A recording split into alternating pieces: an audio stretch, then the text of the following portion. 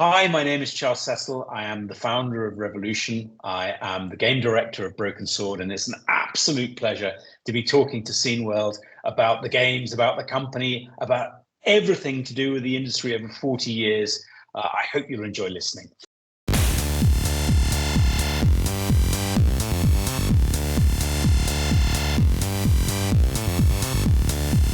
It's the Scene World podcast. I'm AJ, hiding in my garage from the world. And that's Jörg, hiding from the world in Germany. Right. That's true. And in a minute, we'll be talking to Marius Gosch from Mind Factory. He is one of the lead developers of the fan-made... No, the project leaders. He didn't develop anything. Well, I'm project leader, developer, basically the same. Potato. But he was that for the Broken Sword 2.5, the fan-made sequel of the Broken Sword series. It fits between 2 and 3, and is, well, you'll hear about that in a minute. Before we get to that, we got some things that are happening in the world. Not the things you might be thinking; those are bad. But that's not what we're talking about. Yeah, right. So we mentioned it in the link list of the last episode, but we actually didn't talk about it. Archive has been hacked twice. Mm-hmm. The Internet Archive has been hacked in the way that, login data has been forged and stored, and also their Zendesk email account has also been hacked. So that means that meanwhile they are back, and you can also save stuff to the archive, but not to your personal collections right now. Mm-hmm. So they are still working on recovering that. That means for the last episode, there's no mirror download button, because, and also for this episode with Marius Gosch, there's no Miro download button because, we can't provide the Miro for that episodes right now. Right. But there is a new button that HA had the idea for, because in May we actually reported in the news section that Apple Podcasts now automatically transcribes the audio of podcasts you release. Right. And HA, you had an idea. Yeah, I was thinking that we should add transcripts, because a lot of podcasts, for accessibility reasons, or for people that, for whatever reason don't want to listen to it, they can actually just download the transcript and read the contents of the podcast. Right.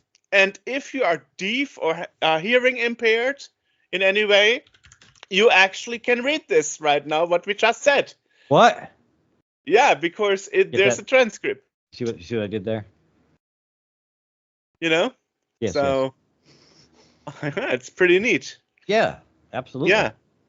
And Apple is actually providing this in the official HTML5 confirmed format called VTT. So you can actually import it to web readers and so on. And it also contains speaker labels that you can change. So it's not something like just a mess of text, like for example YouTube is offering. If you are downloading the transcript, you just get timestamps, but no labels for the speakers. Yeah. And this is actually the official VTT format for transcripts. Indeed. So that is available on our podcast pages. If you go to the episode under the download things, if you're going to the website to do it, obviously if you're on Apple Podcasts or whatever, you can probably access stuff like that there. Or no, you can't. No, you can't. Okay. You actually have to be a creator.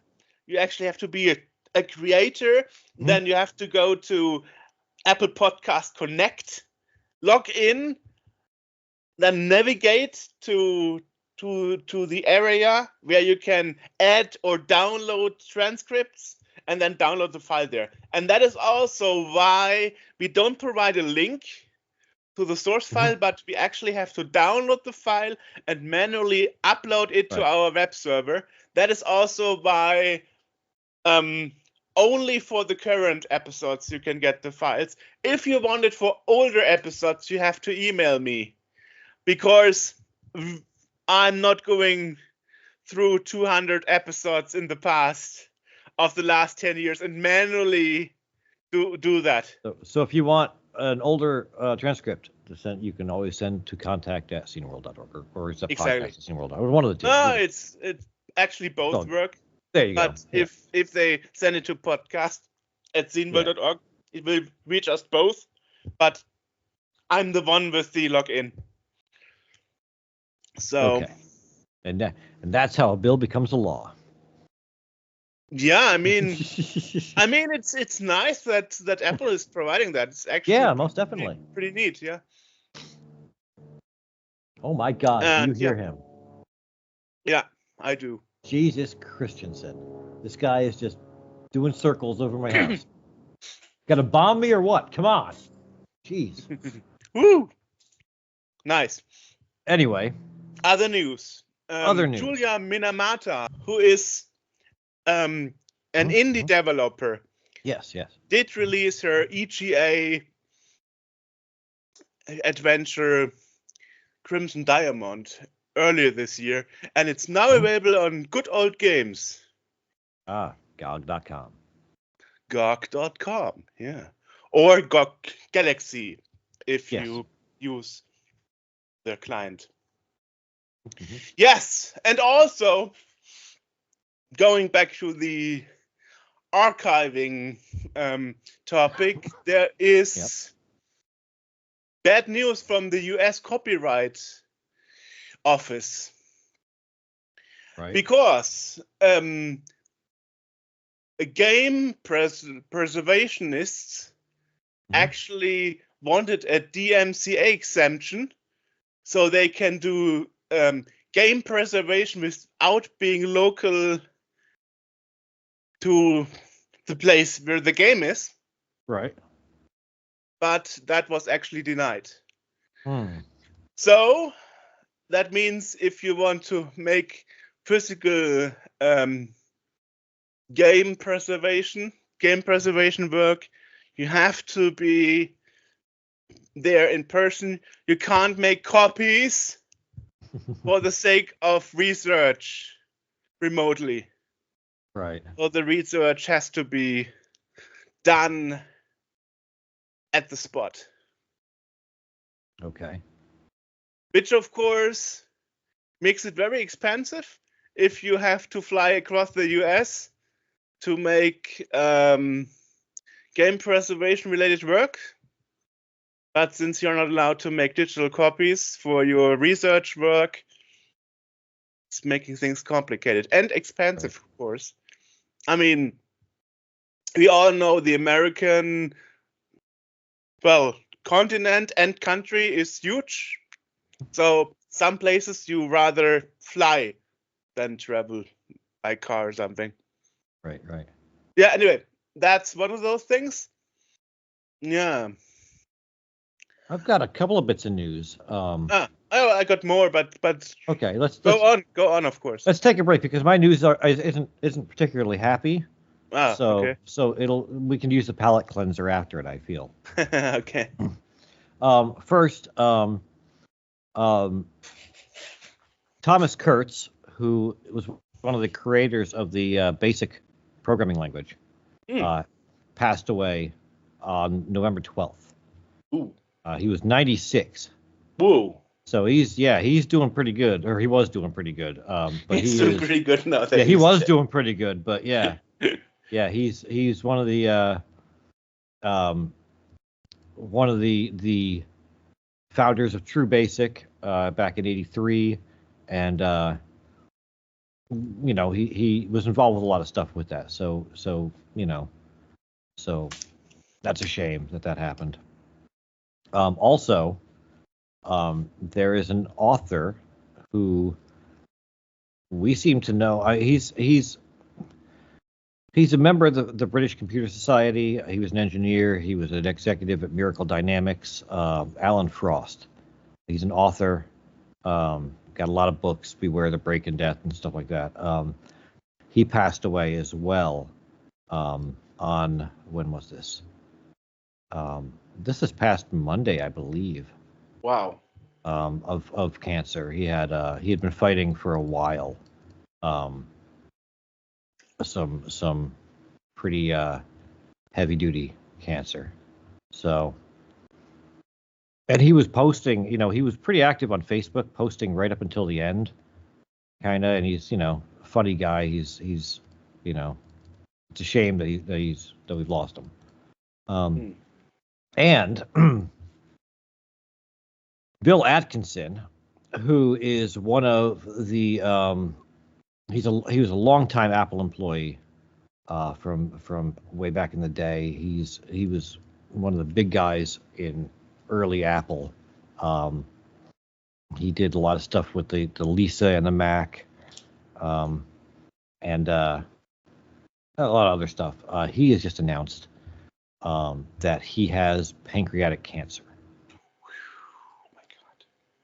So he announced that on the November 12th as well. So that was the 12th.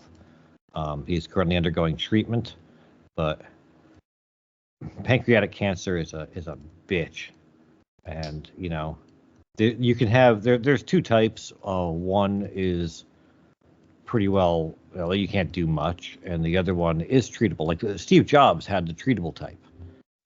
Yeah, but as we all know from history, he didn't get the traditional treatment. Right? Yeah. In the end, it killed him.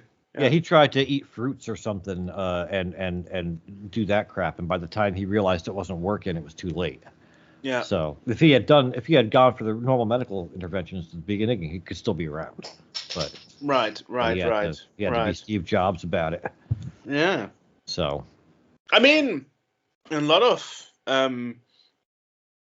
VIP people you would think have good healthcare actually don't listen to the doctors and die for nonsense reasons. Yeah. So our thoughts go out to everyone's family, to Alan's family, and Bill's family and everything. So that's hopefully we wish Bill all the best in his treatment. Good luck. Yes. Yeah. And there's a new project. It's available on itch.io. It is a clone of Tetris for the Commodore 64 using Kick Assembler. It's called C64 Tetris. Oh. Because sure. Zillion's clone. Yeah. So there's a download. I'll put a link to that in the podcast description. It's by a guy named Rex Racer. Looks nice. It looks pretty decent. So yeah, that's cool. Nice. Okay. Yeah, carry on now. Well, should we go on with old dudes? Oh, do we got more old dudes? Yeah. I mean, Michael Tomschick. He's an old dude.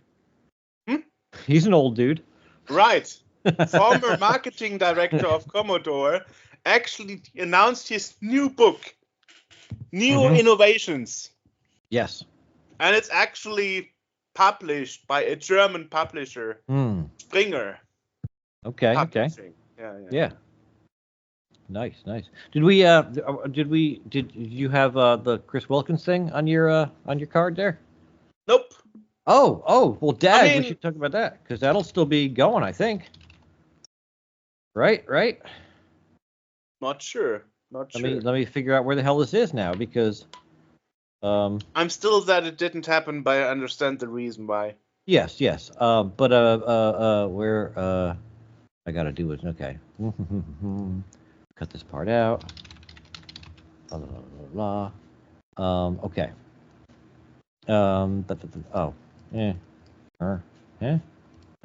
When is it? Where's the? I don't want to pledge. I just want to know about it. Here we go. Back there. Yeah, just take me to it. Okay, it ends on November 20th, so it's still active for another day. Too late, because but yeah, but we can still tell people about it. Yeah. Yeah. So perhaps you can order it from his store afterwards. Right. So there is a new it was a Kickstarter.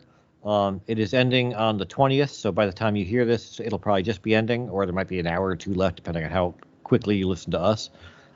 It's called ZX Dreams, because that's how you say it, not in America. By Graham Mason.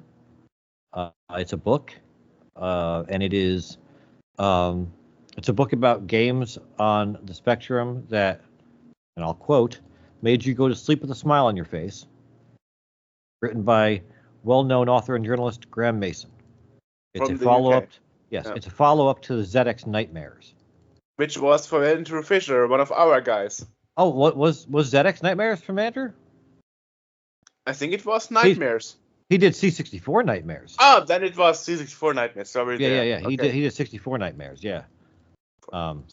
Which were mentioned. Sorry, Andrew. Yeah. Well, if anyone could write it, would be Andrew. Well, I mean, it would have been Andrew as well. I mean, he's also a ZX Spectrum expert, so. Yeah. So yeah, that's available on Kickstarter. So I don't know what the. No, Graham Mason wrote the ZX Nightmares as well. So yeah, I'm not sure. I'm sure it'll probably be. I'm guessing it'll probably be available for sale outside of the Kickstarter, hopefully. We'll see. I don't see it being something that, they've already hit their goal. I mean, they had a 6,000 pound goal and they hit 24,000. And in case people wonder why we didn't report about this earlier, it only went 2 weeks. Yeah, it was a quick one. Andrew's was as well. And when Andrew did 64 Nightmares, that only ran for like a couple of weeks, and it hit its goal almost immediately. Like, it was quick. So and so was this, because I mean, Chris Wilkins and that publishing group, they make quality stuff. I've got my 64 Nightmares book. That's my coffee table book upstairs. I love the thing. It's fantastic. But I should really, I've been talking about. I need to post about that somewhere. But I'm avoiding Twitter X because I hate that place so much. We're on Blue Sky now, so you can go there where people don't suck and follow. I mean, X is still number awful. one platform. X is fucking awful. But it's still number one for Scene World. Well, you have the most subscribers there. Maybe for Scene World, but I ain't. I mean, I got more subscribers there or more followers, but I don't. Just the sheer. I mean, you go on there and just the nonsense that gets pushed into your feed that I don't want to see. I don't know these people. I don't know why it's being showing up on my feed. And then if you do post anything, all you get are replies from bots and freaking like OnlyFans sites. Which I mean, no, I don't have a problem with OnlyFans. People that have OnlyFans accounts, great. That's fantastic. I support that. But you don't need to reply to my posts with, a video of your butt saying, Luckily, that's not an issue for Scene World. I mean, if you want to send me a picture of your butt, by all means, I don't mind. My DMs are open. Wouldn't Laura be against that? As long as they're not bringing their butts here, probably not. Okay, anyway, it's not a problem for Scene World. We're adults. Yeah, luckily for Scene World, it's not an issue. Yeah. Perhaps on your personal X account. But yes, my personal Scene World stuff is clean. Because anyone that follows me knows that I don't post a lot, but I do retweet a lot, and a lot of what I retweet is of a socio-political nature, perhaps, and that tends to draw out the worst people in all of human history. Perhaps. Blue Sky is a nice place. You go on there, you see what you want to see. Cute dogs. Glad to hear, because I'm the one who invited you. Did you? Yes. I just went on there. I didn't notice that it was an invite. I just went on it and made an account. That's not true. I sent you an invite, and you clicked on that. Did I make more than one? Maybe. I don't know. I did invite you. Otherwise, Okay. you can't make an account. It was invite only at that time. Oh no! When I made my account, it wasn't invite only. I was precariously close to the 10 millionth person, I think. Okay. You probably invited me, and maybe I set up an account that I don't remember, or maybe I clicked on it and I was like, I can't deal with another one of these because we already had the Mastodon and the Twitter and stuff, and it was like I don't want to. I barely used the Mastodon. I haven't been on that in a minute, but since I've made the Blue Sky, it's like, hey, this doesn't suck. It's not X. Well, it's done by former employees of X. Right. Yes. But it was still called Twitter. So. Yeah. I refuse to call it X. X is a stupid name. I know. It's still Twitter to me. And what happened with his WeChat like replacement didn't happen yet. The one app for all coming from America. Where is it? I mean, that was the whole reason he renamed it to X. So it would be a service one for all, like the Chinese do with WeChat. It didn't happen. Okay, let's talk about Elon Musk for a minute, because this guy. He makes good cars, though. Here's the thing, though. Okay, first off, have you seen a Cybertruck? I know. Yeah, I've seen it. Second off, okay, so Elon Musk does not make good cars. The people that work at Tesla make good cars. The designers and engineers. When Elon Musk makes a car, it's the Cybertruck, which is a fucking disaster. Chops your fingers off. Things break on it. You can't get you can't take it through a car wash. I know. That's what happens when you give him things to do. They talk about a sensor, a pressure sensor, to be active when you put your finger in the trunk opening is standard since the 70s. Yes. Well, not just that, but normal safety feature. Right. I had a 90s era Jeep that wasn't as awful as the Jeep's pretty cool, but the Cybertruck is a disaster compared to that thing. And again, people talk about SpaceX and how great he is at SpaceX. No, he's got rocket scientists doing SpaceX. He's not doing any of that. There's an interview with him where a reporter is talking to him about something, and the reporter mentions a thing about these rockets. And you can see Musk's brain grind to a halt as he realizes that what this kid is saying is right. I know. I saw that one. Yeah, I saw that one where he realizes what he just said didn't make sense. Yes. Yeah. And then freaking Twitter. He buys Twitter not because he was talking about he wanted to buy Twitter, and then they locked him into buying Twitter. He didn't really want to do it, but then he didn't have a choice. So now he owns Twitter. Doesn't know what the fuck to do with it. It's a mess. I know. He was gonna clean up the bots. There are more bots on Twitter than there are people at this point. Right. He was going to make it, free speech and whatnot. No. Well, they push one agenda, and everybody else, anything that's not pro Elon or whatever gets kind of shuffled off to the side. What they push is what he wants to get pushed, which again, it's not freedom of speech on that. And the idea that an app, okay, again, people complaining that an app doesn't have freedom. The Twitter isn't the free speech. It doesn't exist there. It's not right that there isn't free speech. Facebook, it's not right that you can't speak freely. No, Facebook and Twitter are not sovereign countries. They are closed systems run by a company that can make whatever rules they bloody well want to make for their environment. Right? You don't have to have free speech. You don't have to. Your hate speech, your racist diatribes are not protected speech in an environment like that. Right. Welcome to. Thank you for coming to my TED Talk. No problem. But yeah. Anyway. So yeah. Well, I don't know how we got on that, but well, we were talking about risking your finger if you put it in the trunk from Cybertruck. Yeah, I don't know how we got on Elon Musk, but because of Blue Sky. Oh, that's right. Yeah, Blue Sky. Yeah. But yeah, I don't.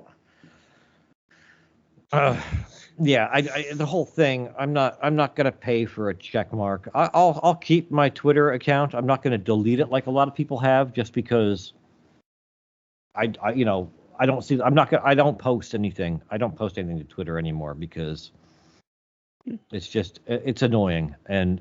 I'll keep my thing there with the archive of what I have posted, but I'm not adding things regularly to it just because it's a dumpster fire. It really is.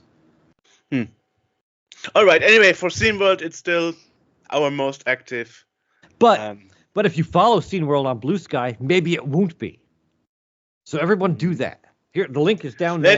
Let's see. I mean, it doesn't really make a difference. Follow us on that, and then maybe I can get Jörg off of Twitter.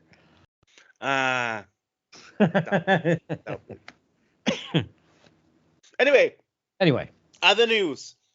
Speedball has been re-released on Steam Early Access. Nice. Yeah. That's nice.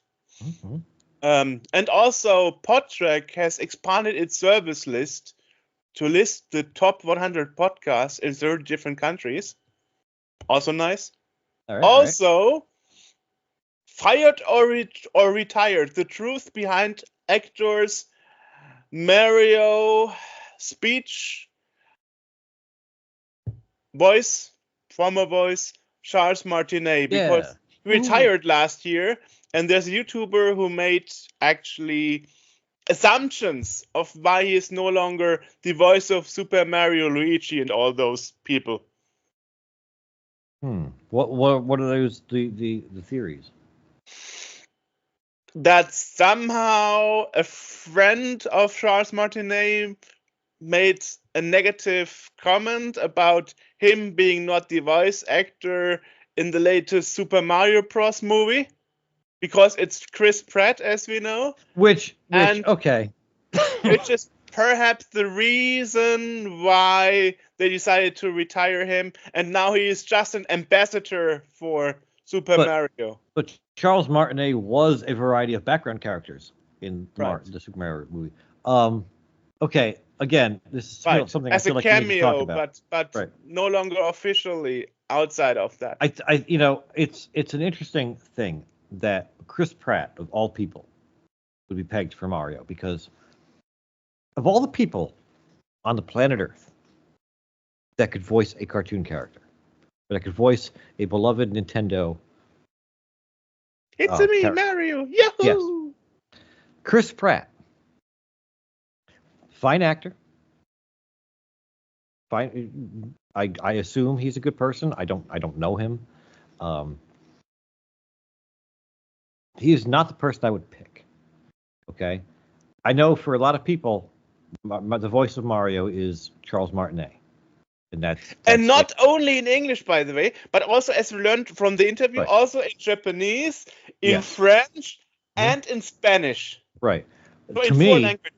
Yes, to me, growing up in America in the 80s and early 90s, the voice of Mario will forever be Captain Lou Albano. But the Super Mario Bros. Super Show. Right. But because there was a cartoon in the Super Mario Brothers Super Show that was also voiced by Lou Albano. But the problem is with the two actors, we mentioned it in a very, very early episode.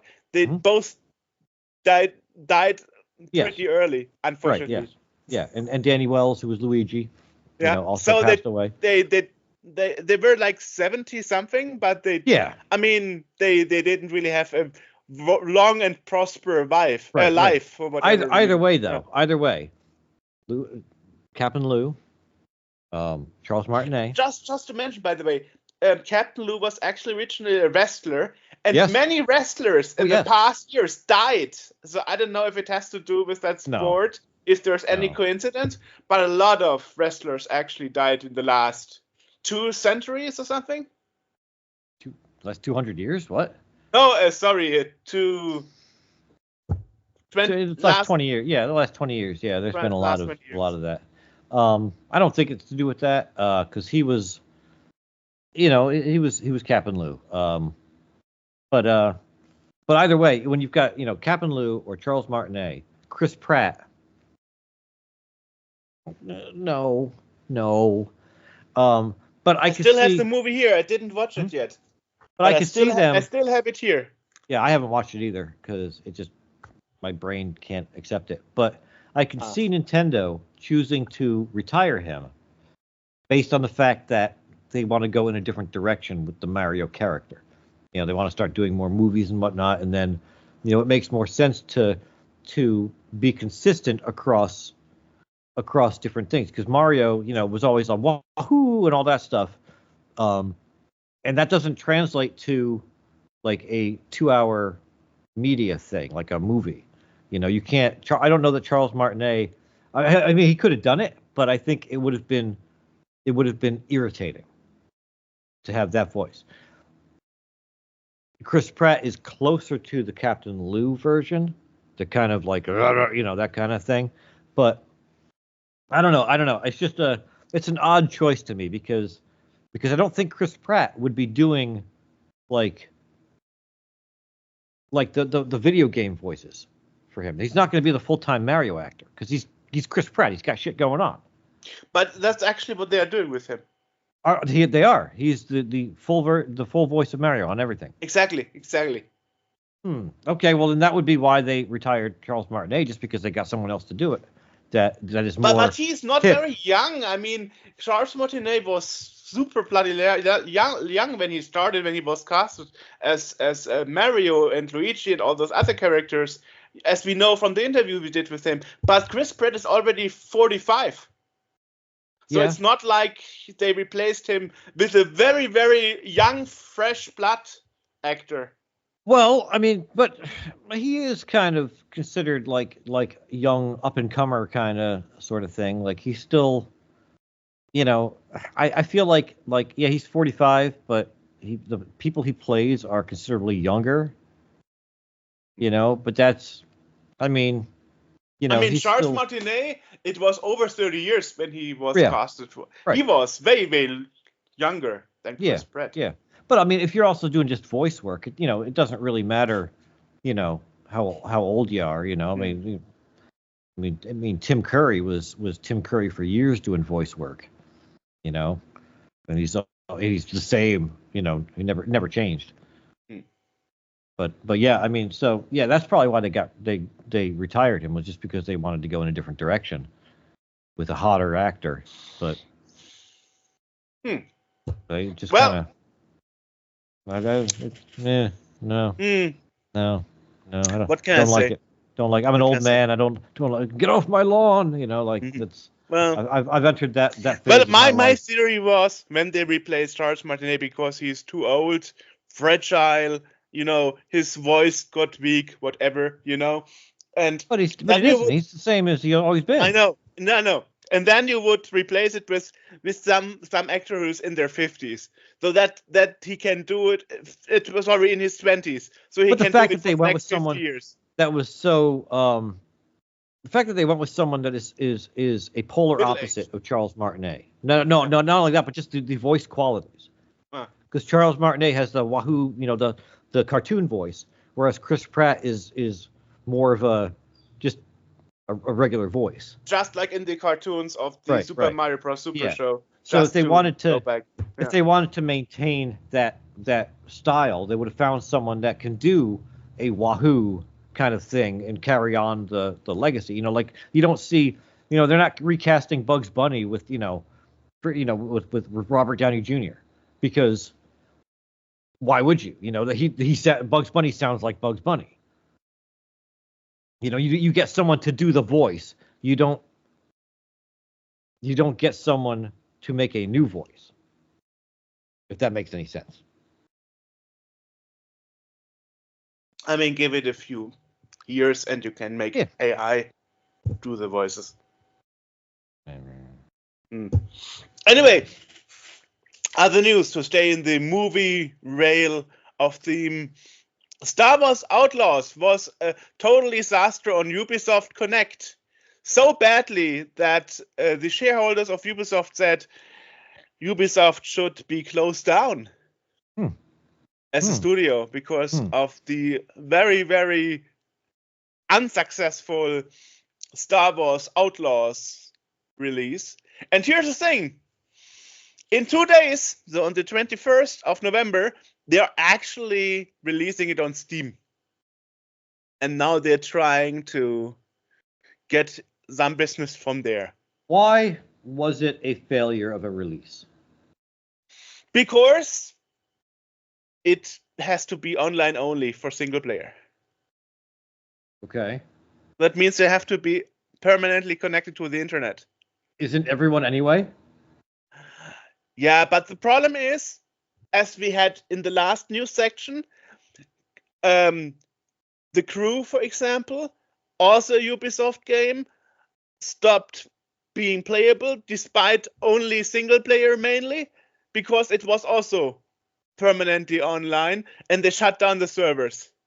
So that is why at some point in this case of The Crew, it was 10 years, you can't play the games anymore, despite all the data is on your installation. So Right. the only thing that is still there is like a ping, like in a train or something, like a switch that is looking if the connection is still alive. Mhm. So there's really no reason to have online only for a single player campaign. Yeah. Yeah. And that is why people hated it. And also the woke bubble, because they try to make the female character, the player's person, to be female as possible. Okay. We're gonna rant again. Once I figure out where my glasses are, so I don't step on. I'm just telling you the reasons why. I saw this before the release. I saw this crap on fucking Twitter of people complaining. Did you find the glasses so you don't stop? I found them. Yes. I saw this on Twitter. People complaining that the protagonist of the game was not hot enough. What? That's why we played Tomb Raider in the 90s, actually, because of those two Toblerone. Oh yeah, the mountains. freaking your the polygon boobs. I mean, Christ Almighty! Oh, not because the game was well designed.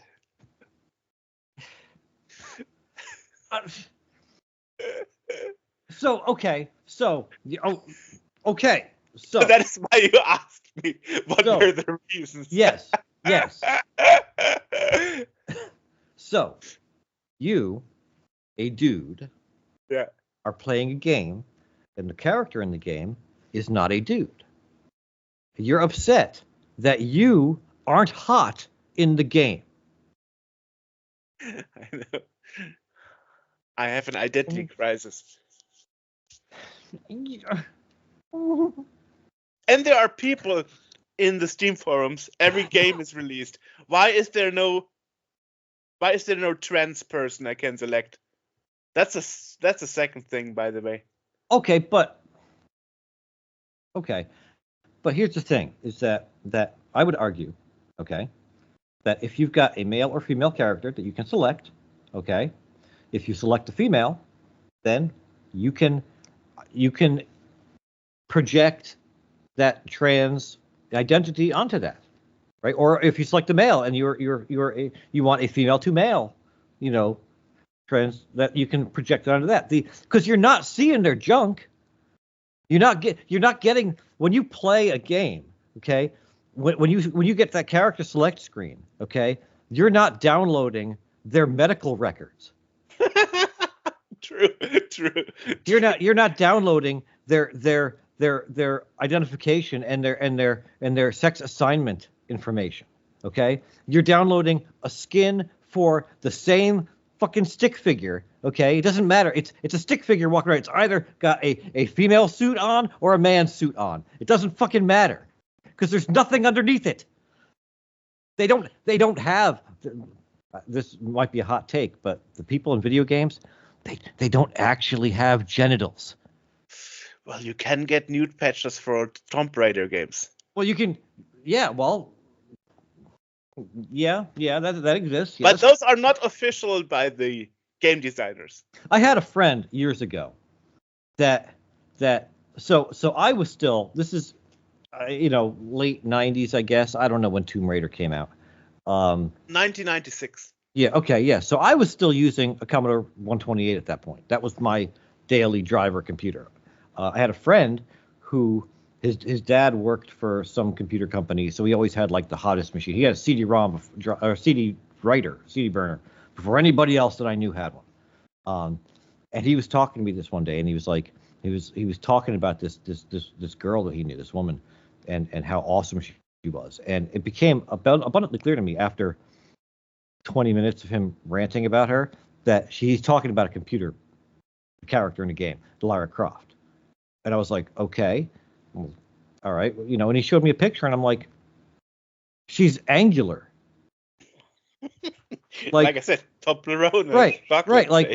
Like this dude is talking about his nighttime fantasies about this chick, and I'm like, she's a collection of boxes and rectangles. Rectangles and polygons. Like, the fuck. It blew my mind, but and he was one of the first people I knew that had the nude patch, and I'm like, okay, so the polygons have nipples now. Woohoo!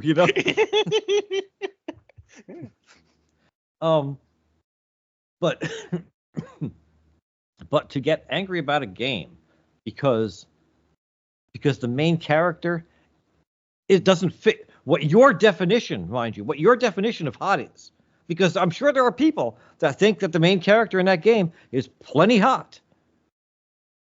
I don't know. I haven't really seen it. I don't really get. I don't know. I haven't played the game. I've only seen some. Well, she looks very manly, to be honest. Hang on. Outlaw. Star Wars Outlaws, you say? Yeah. Outlaws. Yeah. Protagonist. I'm doing a Google search right now. This intro is taking a turn. K Vest, is that the name? I don't know. K Vest. Let's see. Yeah, that's it. Let's see. She's not like a hot model. She's more like a bounty hunter, which is actually why she looks this way. Yes. Yeah. Got the 80s feathered dew. Okay. Yeah. That easily matches Harrison Ford's feathered dew from the 70s. Yeah. Okay. I don't see. Yeah. I mean, fine. I don't see why this is an issue.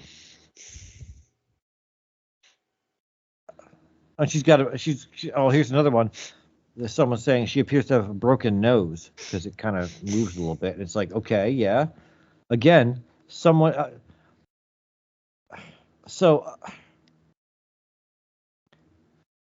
In real life, you're going to meet people that have that are not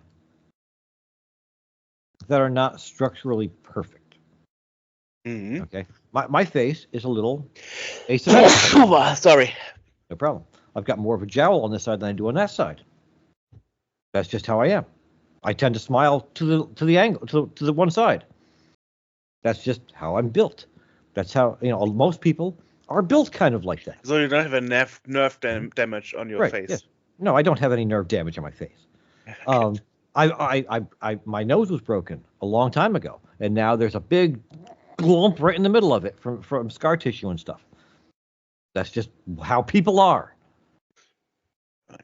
Oh God, I hate people so much. Well, should we move on?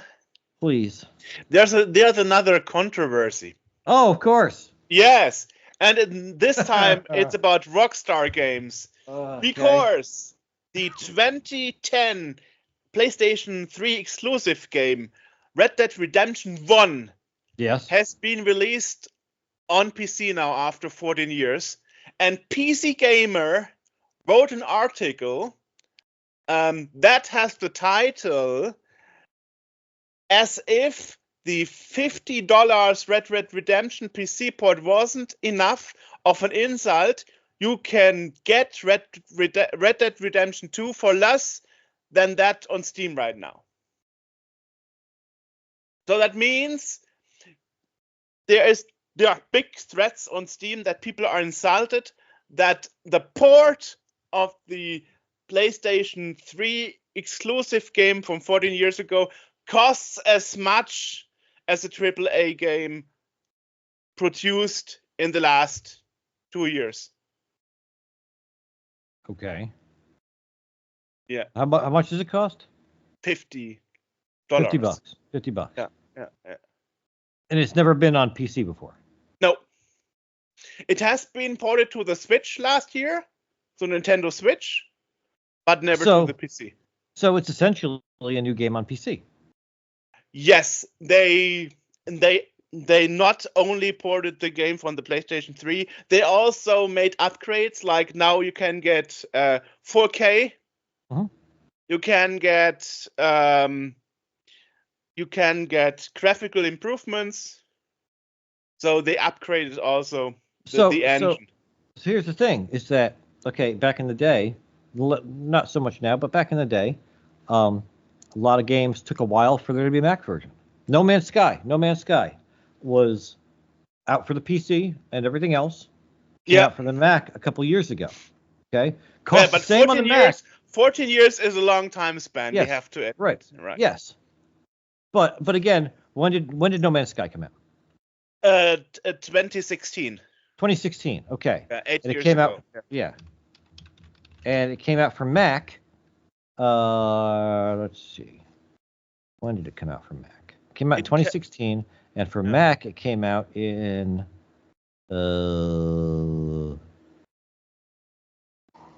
I want to say within the last couple of years. Mac.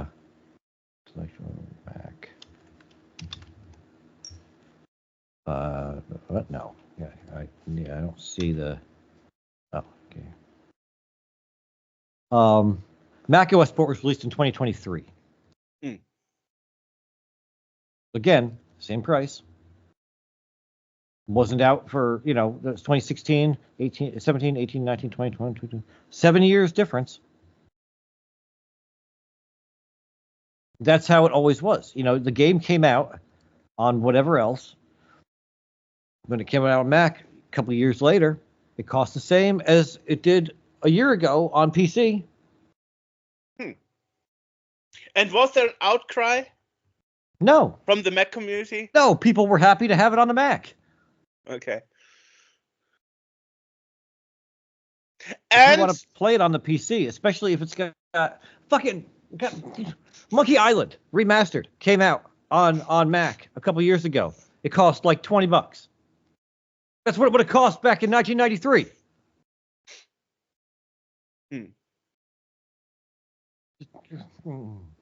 Well,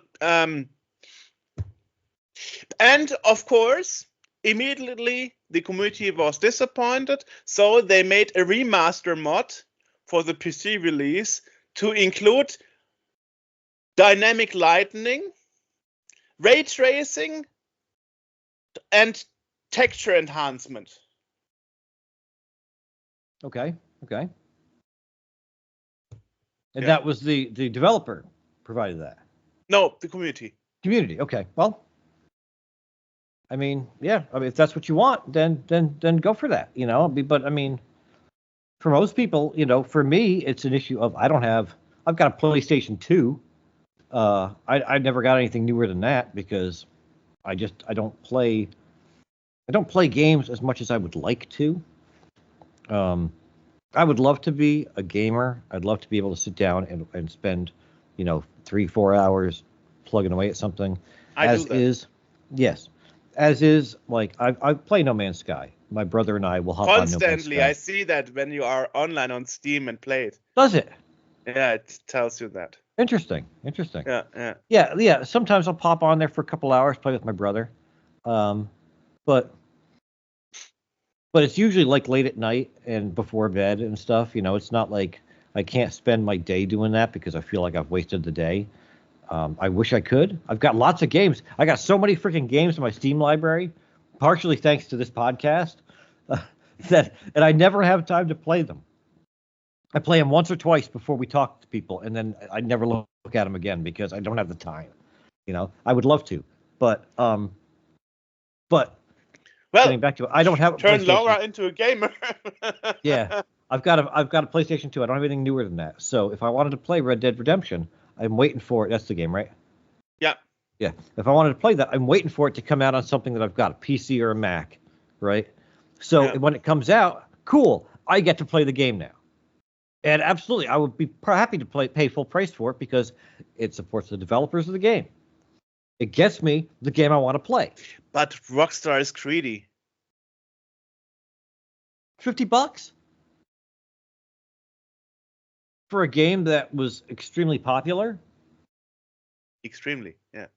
Right. I mean, that's $50 is not. I mean, there are games that go for like $100. There are games that are fucking Microsoft Flight Simulator. How much is that shit? That depends on the edition. The edition you get, yeah. That depends on how good you want it to be. If you want it to be good, you're paying out the ass. I know.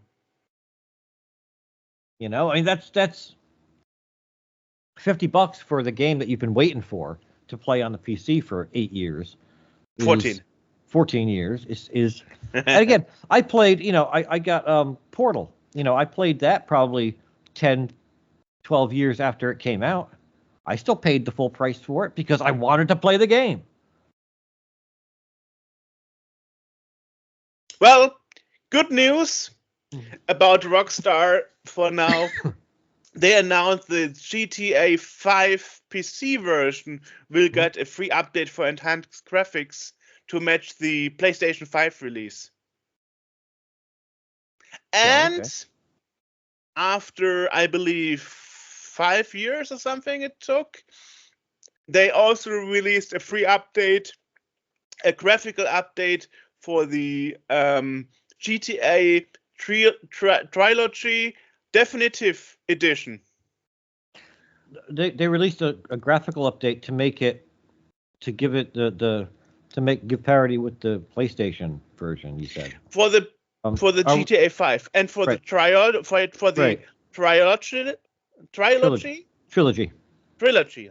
Okay, for the trilogy, they made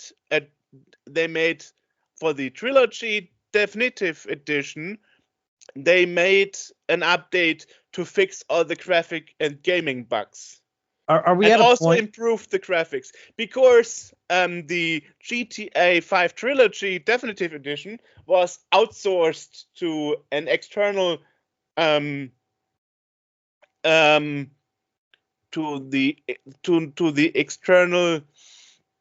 external studio. Mm-hmm. Yeah. Are we at a point in gaming now where the PlayStation 5 or whatever it is has overtaken PC in terms of graphics and stuff? Not really. I didn't think so.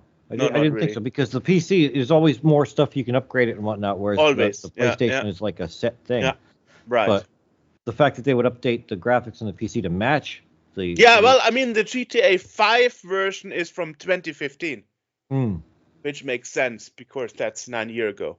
Yeah. Okay. Well, that's it.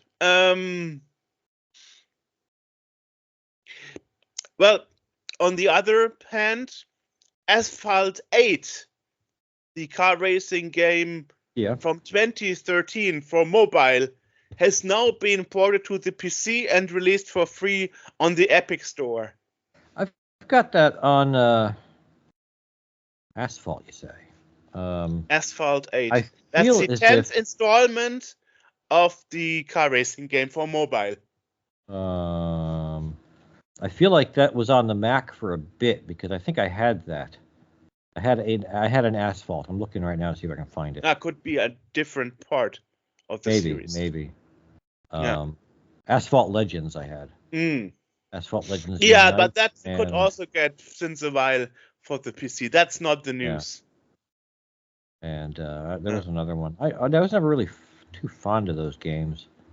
Well, I mean, for free, who Yeah. cares, right? Asphalt 6, that's what I had. Asphalt 6. It was a little bit too well, it was a mobile game. So the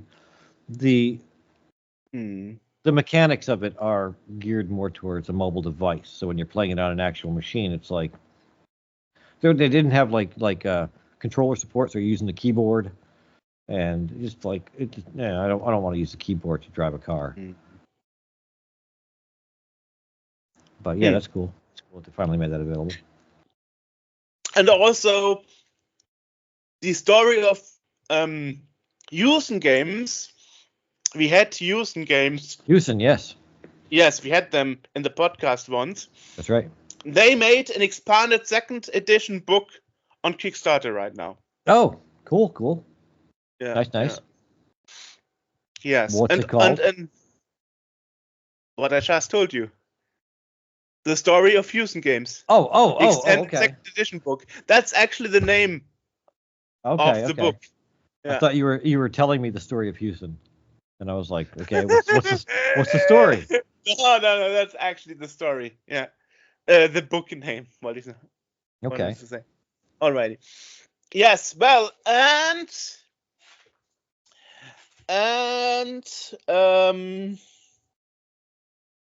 Star Citizen Squadron 42 was released in a live gameplay reveal on YouTube at CitizenCon. Yes. Yeah, I saw that. My brother is really into that game. He keeps trying to get me to go in there, and I keep being more like. I tried it once, and I got to the beginning screen where you're making your character, and it like watches you in the webcam and moves your character's face as yours is going, and I couldn't get past that because I kept laughing. I kept having too much fun with that, and it was like I can't continue. The other thing with Star Citizen that upsets me, or that doesn't work, is or annoys me rather, is the whole the Robert Space Industries account login thing you got to do. Like it's a whole other thing you got to set up just to use this game, and it's like I know. It has their own downloader and stuff just for one game. Yeah, I know. It's like I just want to go and pew in space. Like I don't need a. Yeah. It's a whole new ecosystem. Yeah. Right. Yeah. Well, other news, and it has been leaked before. More. Damn. Yeah, sure. Other news, and it has been leaked before, and finally they released it. A Warcraft 1 and 2 remaster has been released by Blizzard. Not World of Warcraft, just Warcraft. Warcraft 1 and 2. Those competitors to Command and Conquer. Yes. Which World of Warcraft diverged out of. Or was based on. Exactly. Yes. Well, you talked about The Sims earlier in our private chat, and the news is The Sims for Modders place modthesims.info got hacked. So you could download mods, and those mods would actually contain viruses. Oh. Install them to your computer. Yes. Well, it has been fixed now, but it's actually wild that you would go after Sims. Yeah, that's a bit different. Yeah. I mean, I guess it's, if you're any delivery method for your weapon is, anything you can get is going to be, if it's going to work, then it's good, do whatever you got to do. And people aren't going to really expect The Sims too much. Right. Well, other news. The Good Old Games GOG preservation program has started, which is funny because GOG was always known to preserve old games. Yeah. DRM free. So I don't know if there's a big of a change, but they made a press announcement and a homepage for it, so we are linking to that. I think it's good that more things are taking up their own preservation because, again, on the other hand, we have a lot of news this time and last time where they shut down the servers and this game stopped working. Right. But there's some, like again, you were talking about the archive.org hack, which I ran into. Like I don't go on the Internet Archive that often, but I was actually trying to find something and I was on the Internet Archive and it did not work for days. And I'm like, what the hell is going on? Weeks, and then you were like, weeks. And then I read that they were hacked. And I was like, oh, okay. It's like the one time that I'm looking for something on it, it's the one time it doesn't work. Oh, what people don't know that are listening to this podcast for many, many years, keeping our homepage up because of all that podcast traffic and all that stuff was very, very hard. And at some point within the crew, within the staff, we discussed to move all the MP3 files to archive for hosting. Right. Yeah. Because it's a thing they offer that if you are a podcast host, you can host your files to us. And in the end, we decided against it and got an unlimited premium plan with StreamHost. And so I was shocked. I was like, good Lord. We are very, very glad that we didn't move our hosting to archive.org because we would have to take a break from podcasting. Seriously. Yeah. It's the story of our. We should write a book about the story of keeping our website going. That was a very big topic for years. Oh my God. Yeah. It's been a bit of a drama, but no, it's figured out now. It's super figured out. Yeah. A non-issue, as you would say in English. Yeah, precisely. Yeah. But it was a big issue for many years. If anyone is still listening at this point, because we've gone on for a bit. You're gonna we were discussing before. We were talking about so our topic. I still today, got news, by the way, but okay, that's fine. Still go on, yeah. We were talking earlier about our guest is Marius Gosch, who was one of the leads on Broken Sword 2.5, and Broken Sword 2.5 has been ported to the Scum VM. Okay. In 2016, 8 years ago, yeah. Right, and we were talking earlier about the Amiga port of Scum VM, and I was a bit confused about it because, from what I can tell, and if anyone is familiar with this, if anyone's an Amiga person that uses Scum VM, or you're involved in Scum VM and you haven't gotten our email yet, so the Amiga port of Scum VM seems to support Amiga OS 4. Which requires a PowerPC, okay? But I'm seeing people talking about running games in ScumVM on an Amiga with an 040 or an 060 processor, which is not PowerPC. So I'm just kind of confused as to what the actual requirements are, how you can actually run it. I've got a 50 megahertz. I mean, there's a manual page how to get it run. Yeah, but again, that talks about OS 4. It doesn't really talk about the processor and all that stuff. It's like, because it's PowerPC, which is one of the Amiga 1 machines, or a classic machine with a PowerPC accelerator, or like a Vampire, perhaps. No, Vampire, I don't think, because Vampire pretends to be a 68 something. I think it pretends to be a 68040, just a really fast one. So, I mean, if it pretended to be PowerPC, that might work, but I don't think it does. So I've got like a 50 megahertz Amiga 500 in there. I don't know if I can. I'm running 3.2, I think, is my OS, which is the newest one, which is newer than 4 because Amiga OS numbers mean nothing. So, yeah, I don't know if it would be. If it's something that could be run on that or not, if anyone knows this, drop us a line. I'm derision@sceneworld.org, but you can just do the contact. That'll go to me too. Yeah. So yeah. Anyway. Yeah, it's interesting. Yeah. Yeah. Well. And if you're Scum VM, get in contact. We'd like to talk to you guys.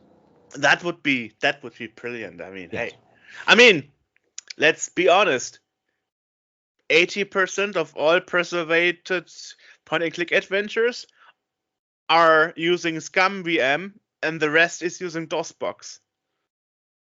So it's like every company is going through that. Might it be Disney or whatever company is trying to push their old point-and-click adventures to Steam and GOG. I've got so many. I've got Scum VM on this machine here that I'm using, and I've got so many games in that. Monkey Island. 1, 2, 3. I've got Loom is in that.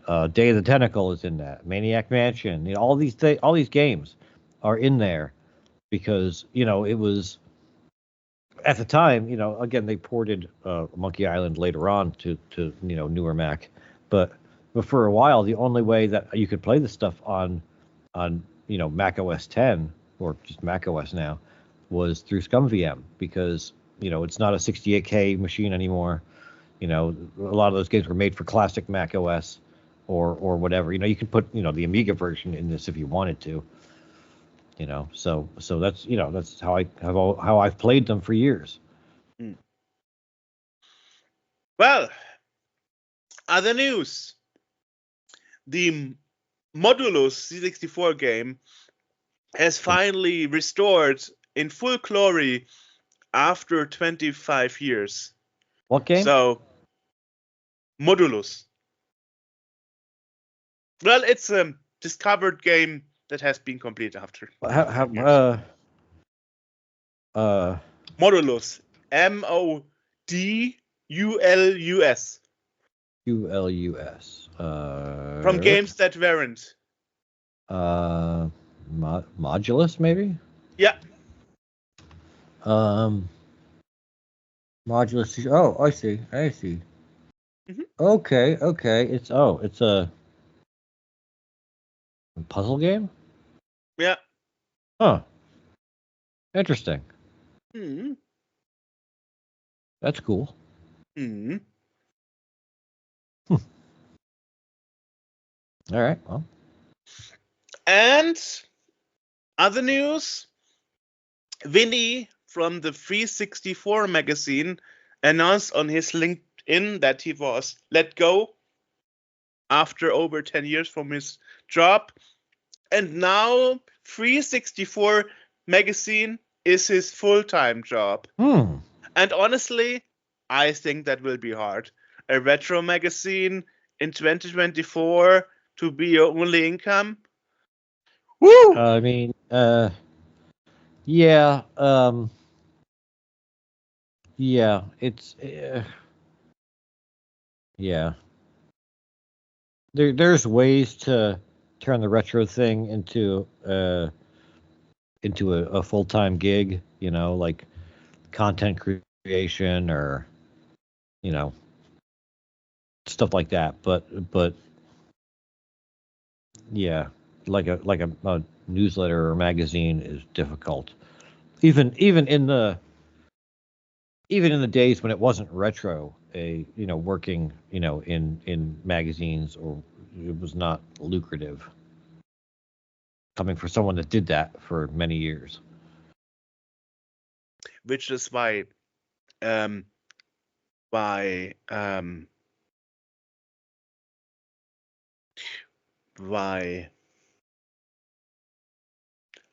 Tucker was his last name. Fender? What was this? Fender Tucker? That is why Fender Tucker sold his company to Dave Moorman. No, you are incorrect. Isn't that? No. So, I mean, he stopped doing Lodestar and gave it to Dave Moorman, no? No. So what happened initially was Soft Disk Publishing had, they had their soft disk and Lodestar and all their different things. They were shutting down Lodestar because they had closed down most of their other magazines. Lodestar was the oldest one still kicking around. Fender and his wife Judy, who was also someone at Softdisk, also worked at Softdisk, they left and formed their own company, J&F Publishing. J&F Publishing took over the rights to Lodestar and continued doing it. Fender eventually retired from Lodestar, and Dave Moorman took over as the managing editor, but J&F Publishing was still the company that was putting it out. If I remember my history correctly. And that eventually became the J&F Publishing eventually became Ramble House, which is the current publishing house. It's been around for about 25 years. It's Fender's current thing. It handles the Lodestar archives and the Fender's books and music, and they do a lot of they find old forgotten books from a long time ago and they republish them.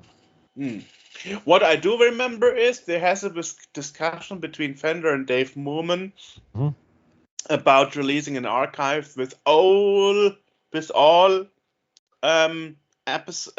issues from Lodestar, and for a time you could only get the archive separately, but not one collection having all issues. But nowadays you can. Somehow they got their act together. And I also remember, the last issue was actually put together by somebody from the community, not by the official publisher himself. So I got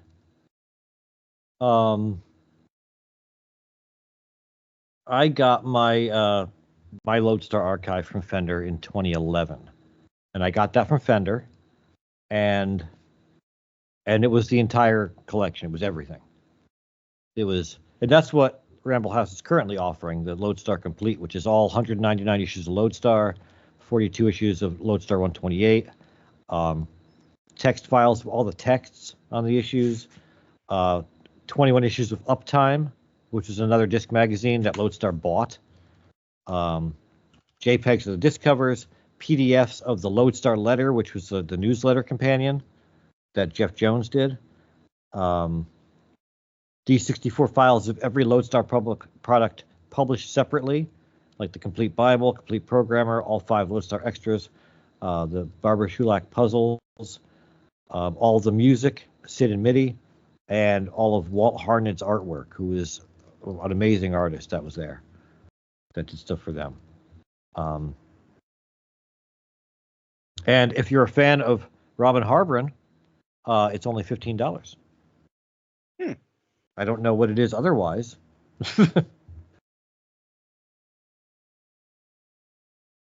So anyway, I see there is an issue 200. Yes, it was an unofficial issue 200.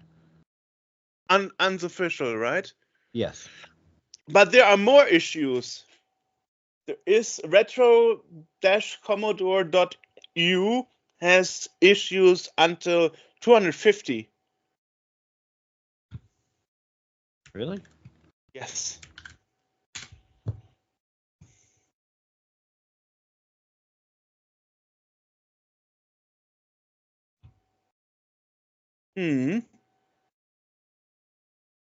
So I was correct when I told you the archive does not contain all the episodes. All the issues. Oh, maybe. Oh, okay, maybe. Yeah. So maybe what the thing that the Fender's got is everything that maybe he left at 199, and then I thought, oh Lord, I thought that. Hang on, let me see here. And I remember we talked about that, and you told me it's not true. His collection has all the issues, but as you can see in the directory I just sent you, that's not true. There are 51 issues more. So yeah, so it looks like okay. So from what I'm seeing, all right. So that's more accurate there. It's looks like in 2001, Dave and Sherry Mormon took over as editors. And then I guess they made more. The 249 issues were published, and 250 was unpublished, but somebody else finished it. Exactly. J&F Publishing still owns it, but editing and distribution had been franchised to the Mormons. Yes, I told you. And I know that because I had a phone call with Fender Tucker, and he told me on the phone he will never release an archive containing all the issues. Huh. Because he can't find an agreement with Dave Mormon. That's interesting, because I always figured that they were pretty easygoing and... Not really. Huh. And as you know, we had been in close touch with Dave Moorman because we released a double issue cooperation between Scene World and Yes. Lodestar in 2003. We released together with them the Wild Wild West Special Edition. Right. That contained an issue of Scene World and vice versa. Yeah. So we made a co-production there, us and them. Right. Yeah. Yeah. So sorry to put you wrong here. Oh, that's fine. No, I mean that's fine. I didn't realize that there was. See, I got Lodestar through the late 90s, like issue 90 something, for a while, but by the time that Dave took over, like I wasn't active in that anymore. You know, in fact, by the time that Dave took over, I wasn't doing anything with the C64 anymore. I had swapped, and I at the time I was like I'm not gonna, like so many other people. At the time, I figured like I'm not gonna use the C64 again. I'm done with that. But in 2003, you already have been part of the staff with us. Yes, but you know, I think it was 2000 that my 128 was breaking, and at the time it was not easy to find parts or to get replacements or anything. So I got a Mac at the time, and I kept doing things that I could do, like with Scene World. I was writing. That's what I always used to do, and that's what I did for you guys. And it was like I didn't need to worry much about the C64 of it all. Later on, yeah, I when it became easier to get parts and stuff, I fixed all my stuff and brought it back. But at the time, I didn't think I would ever do that. And a lot of people, I feel like, don't think they'll ever do it again. You know, they're like, I moved on from that. It's over. Because at the time, it's not retro. It's just old. You know? And you get this new machine that can do all this cool stuff. And it's like, yeah, why would I want to go and struggle on my Commodore 128 to figure out how to do stuff that I can do with 2 clicks on this thing? You know, but then the charm of that comes back later on, and it becomes like, yeah, I want to have that machine set up again so I can mess around with it. You know, not fight like, not fight to download a JPEG and then view it in the 80 column, 128 mode in awful garish colors. You know, the crap like that I was trying to figure out, but just do things that are fun on it. So yeah, so by the time that Dave took over, I was long there.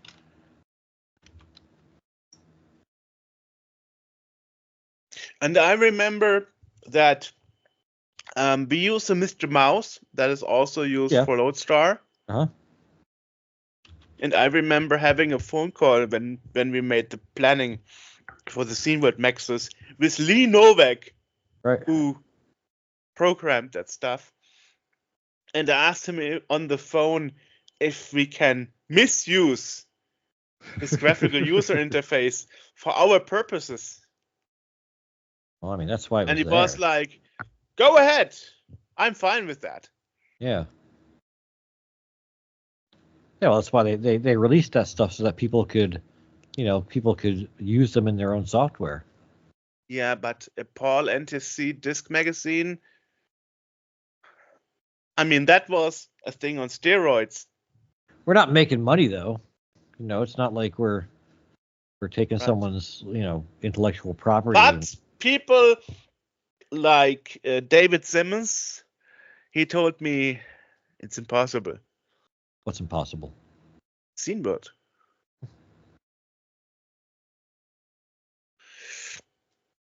We made it possible.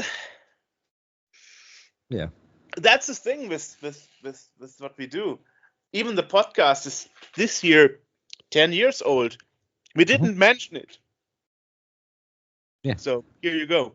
Oh, it's been 10 years. Yeah, that's right. It has been 10 years. Anyway, there was a lot of naysaying at the beginning because it was. I don't think it was necessarily the NTSC PAL-ness of it. It was the Driven replacement of it. Because Driven had kind of fizzled, and I that's think why I started. That was the whole point. Right. Yeah. Yeah. No, I got a lot of that too. And I didn't get that from Dave. He didn't say anything like that to me, but I got it from other people because I asked, before I joined this, because I'm active in other. I was active in other disc magazines at the time. Still am. And I asked some people that were in there what they thought before I did anything. Yes. Vandalism News. Yes. You are also part of I am part of Vandalism News. I'm the NTSC guy. Yeah. Anyway, go on. Yeah, no, and when I asked some people around the scene about it, I got some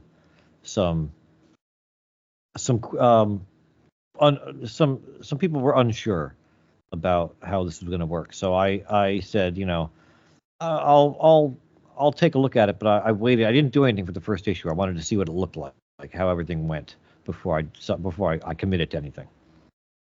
And that's what I did. I saw the first issue and I was like, all right, we have potential here, and went from there.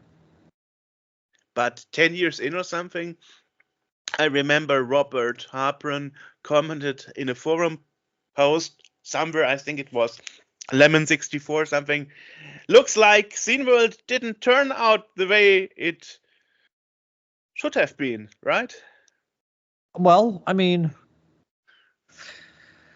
so Robin coded the outfit of the magazine and then took a hike, and I mean, I don't know what he was expecting it to be. It turned out to be exactly what it was planned to be from my point of view. I guess, I don't know what his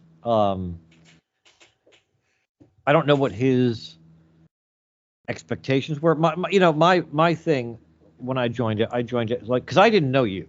You were, I'd been around for a bit. I'd never heard of you. You came in out of nowhere, and you're like, I'm starting a magazine. And I had been burned by this already because there was a group that I was in. There was a dude who was young, and he entered the scene, and I don't think he could do anything, but he was organizing a group, and I joined this group with some freaking legends, like freaking Mermaid and a Life in Hell and freaking Fuzz and whatnot. We joined this group. It was called Sonic Dreams. There's a couple of demos out there. But I joined that with these names that if you take all these names and put them, and on paper, this should be the greatest group in the history of the scene. But it was not. The organization of it was sloppy, and people weren't communicating, and it was just a weird. We ended up like a lot of us were just kind of like talking amongst ourselves and trying to figure out how we're going to do things without keeping the management in and whatnot, and ultimately we all just kind of like walked off. We were like, no more, and we left.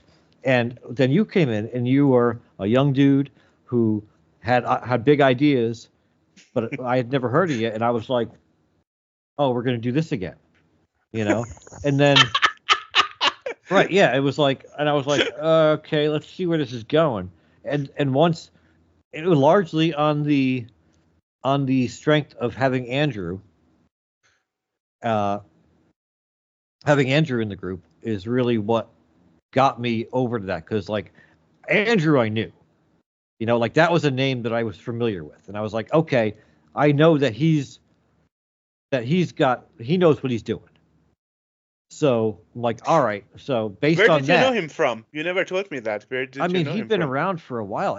Merman rather was all over the place. Like he was one of those people where like the name was ubiquitous, right?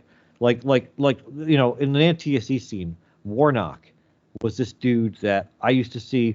He was a musician in Arson, one of my favorite demo groups in the NTSC. He was in Style, a musician in Style.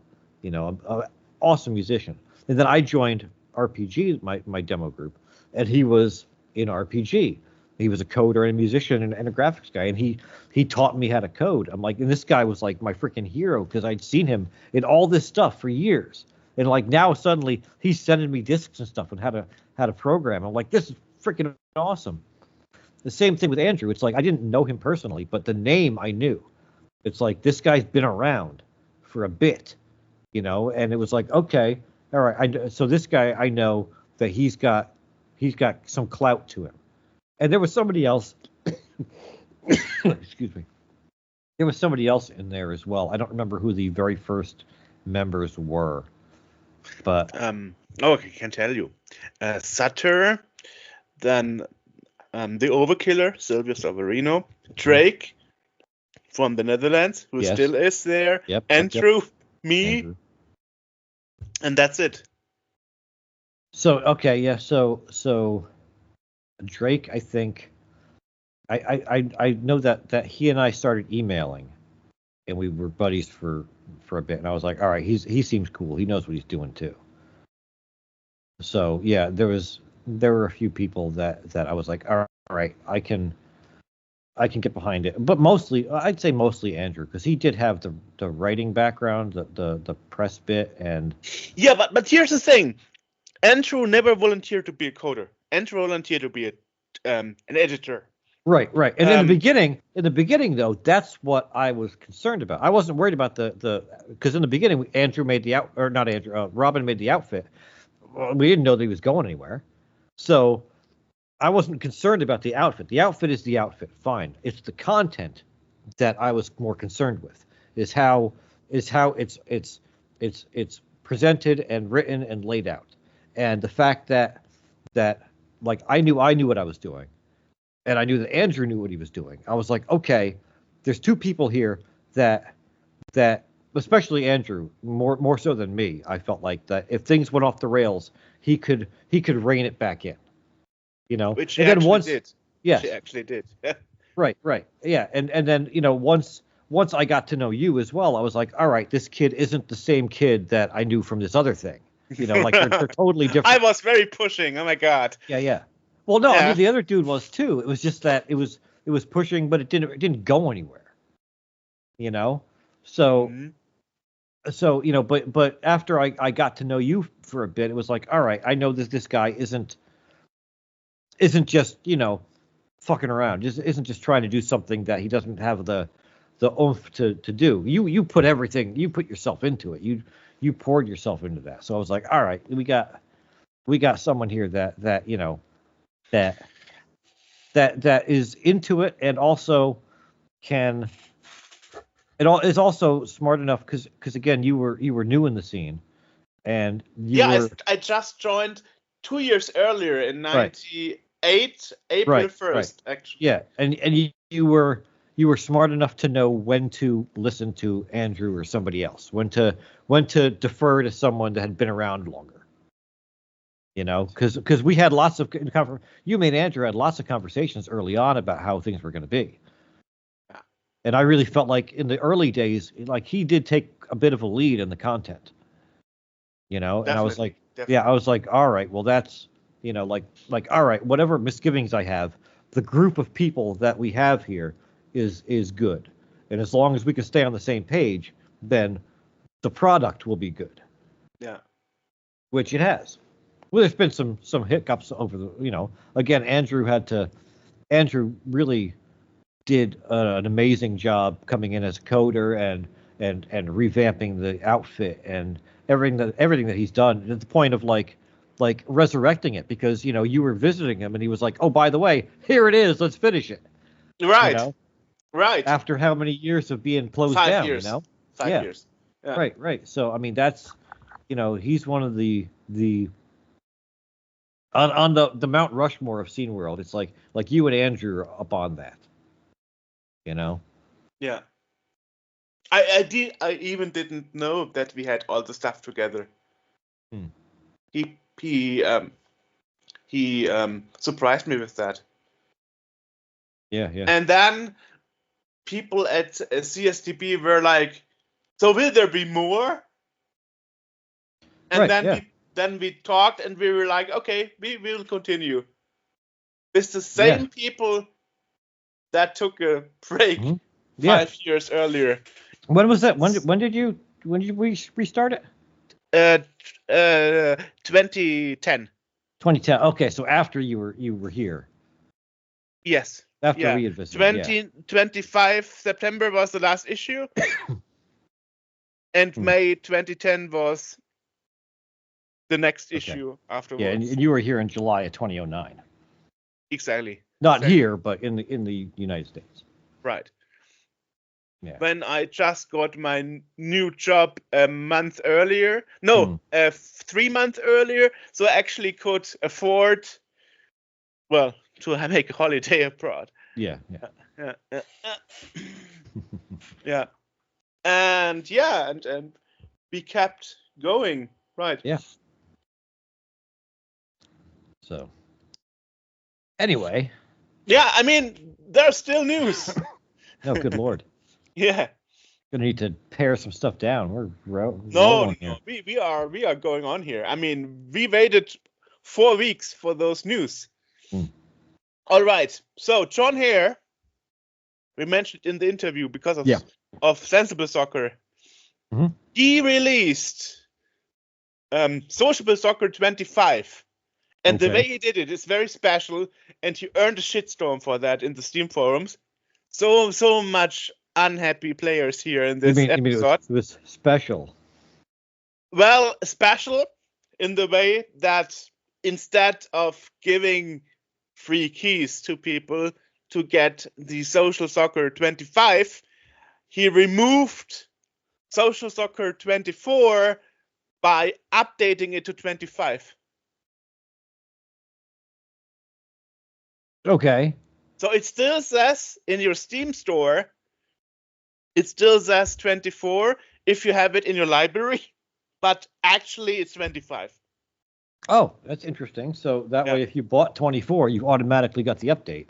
Yes, without being notified in advance. But if you didn't want the update and you just wanted 24, you're out of luck. Bad luck.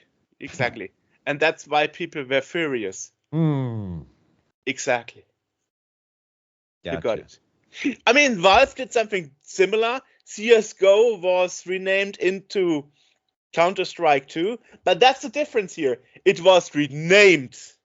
Right. So you knew, okay, this update knew what you were getting. Exactly. Yeah.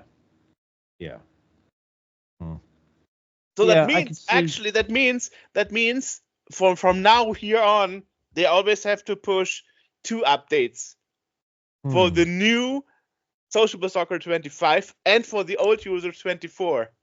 Oh, okay. So that actually means more work for them.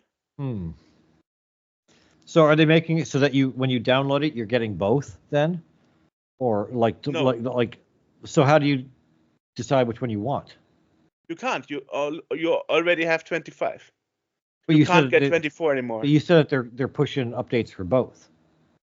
Yes, because I'm not going to buy 25 because I already got 25, but under the name 24. But at the same point, they also delisted it. So you can't get new keys for 24 because 24 doesn't exist. But instead of doing it like Valve did it to replace the product in the store by the new version, they kept the name and the store page and the description all like it is 24. I see. That means when you are a new customer, you buy 25 because you can't get 24 anymore. Right. But if you have 24, you're just getting 25. 25, exactly. But that means when they make updates to 24, they have to make updates to the old 24 users and to the new 25 users because 24 is delisted from the store. So the way they did it is unfortunately, sorry, John, not very smart. That's messy. Exactly. It's very, very messy. Konami did the same thing with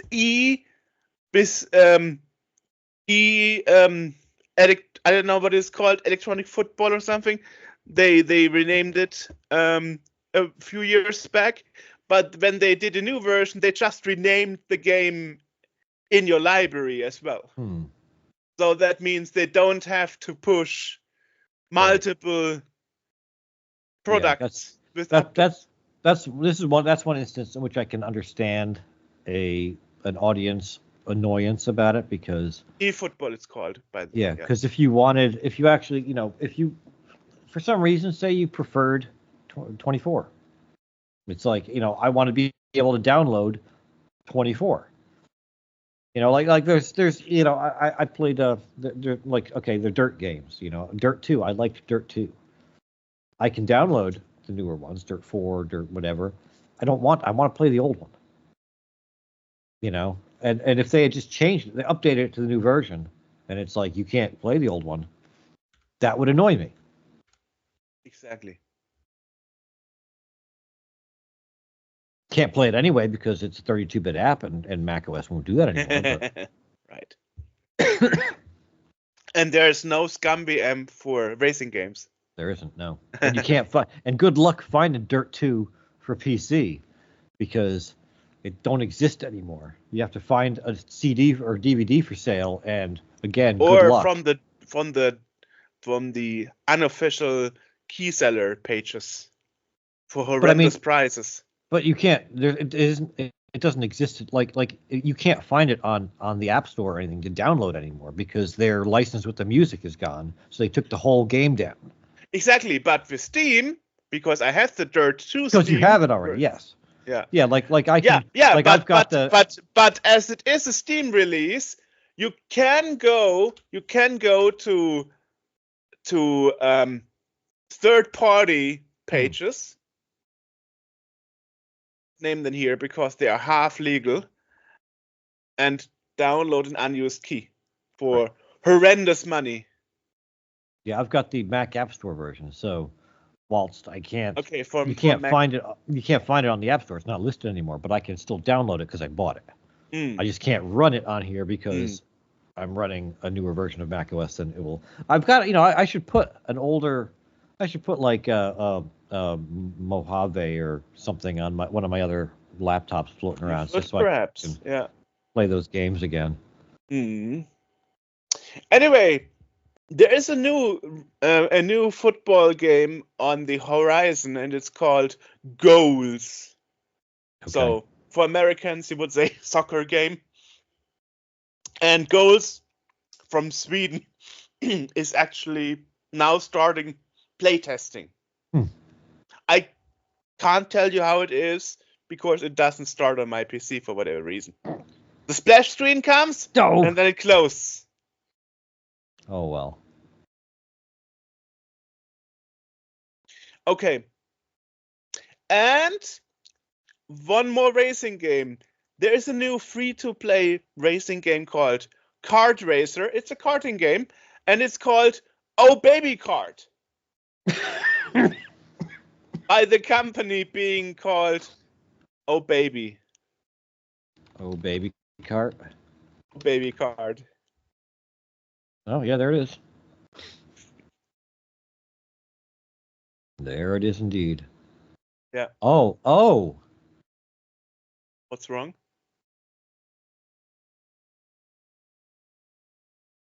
It's oh, interesting. This is okay. Okay, it looks cool. Yeah. There's some. Yeah. Okay. Okay. And the company is called Oh Baby Games. Oh, and Mac version is available. Mm. Interesting. Interesting. Mm. Oh, and it's free to play. Free to play. Oh, we're downloading that in a minute. Mm. Gonna try that out. Mm.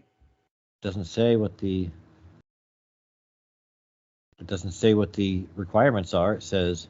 It says it is. It says, well, but it says it supports both Intel and Silicon, Apple Silicon, and then graphics, Apple M1. Well, I don't have Apple M1 graphics. I've got NVIDIA graphics because I'm still using an Intel Mac. But it says M1 or better. Yeah, I don't have M1 or better. I've got an i7.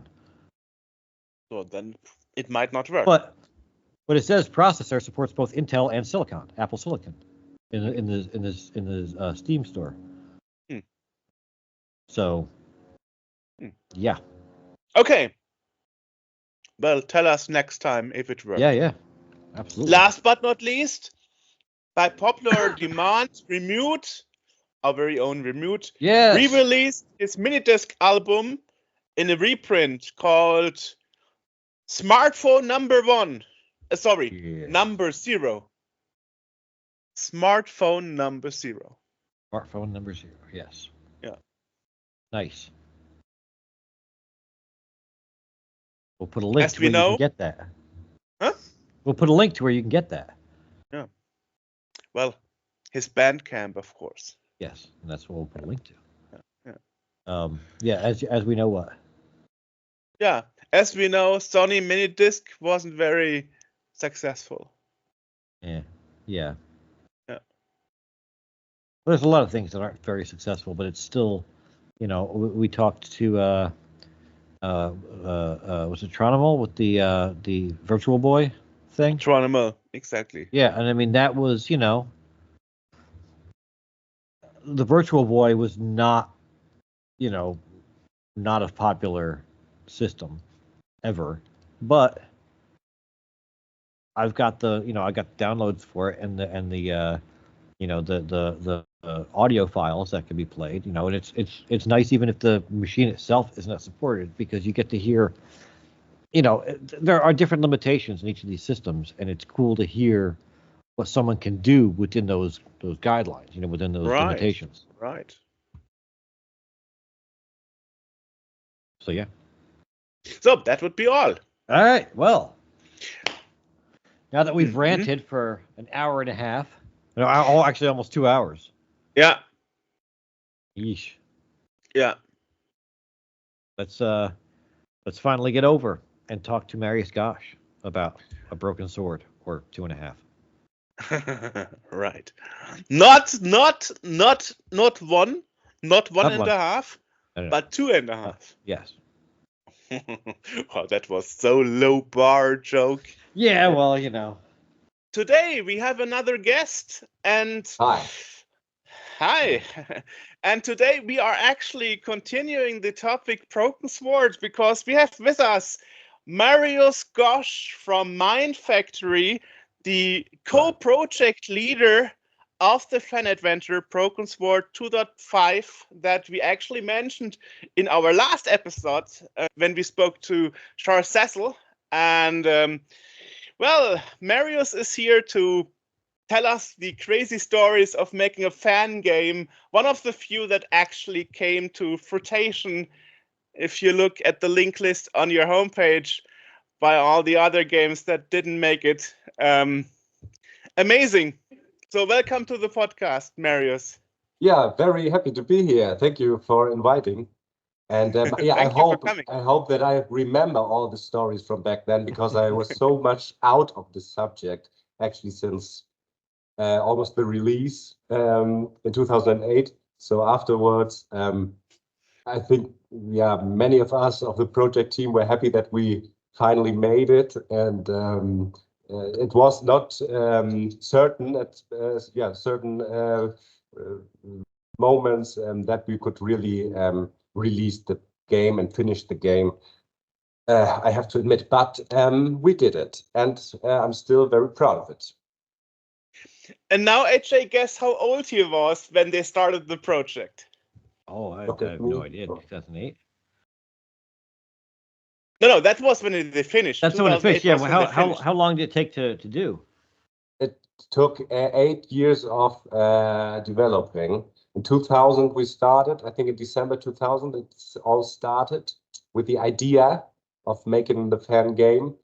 I was actually 14 then, I think. Ooh. 13 or 14. Yeah, you see? And that's the thing, because when I started it at 18, when I started seeing World, people were like, you're too young to start such an involving project. And he was 14. And the other team members I saw on the homepage were like 14, 15, 16. So they were all crazy teenagers like, yay, let's make a fan game. Let's make a point-and-click adventure. Let's make a computer game without knowing how to code or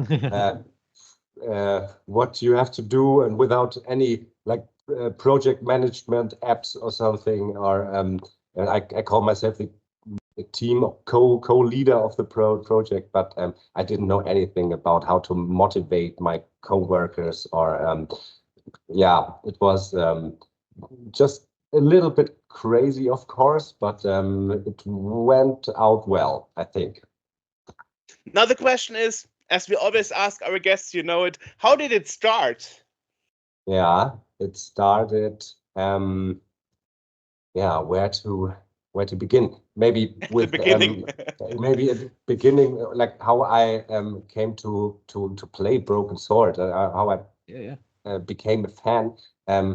Was back in school, I think in 96 or 97. Broken Sword was already on the market. I didn't know anything about it. I didn't know anything about computer games so much. I played like Sensible Soccer or Commander Keen, I think, on the 386 computer. And then at school, I had some friends and they were playing like computer games a bit more.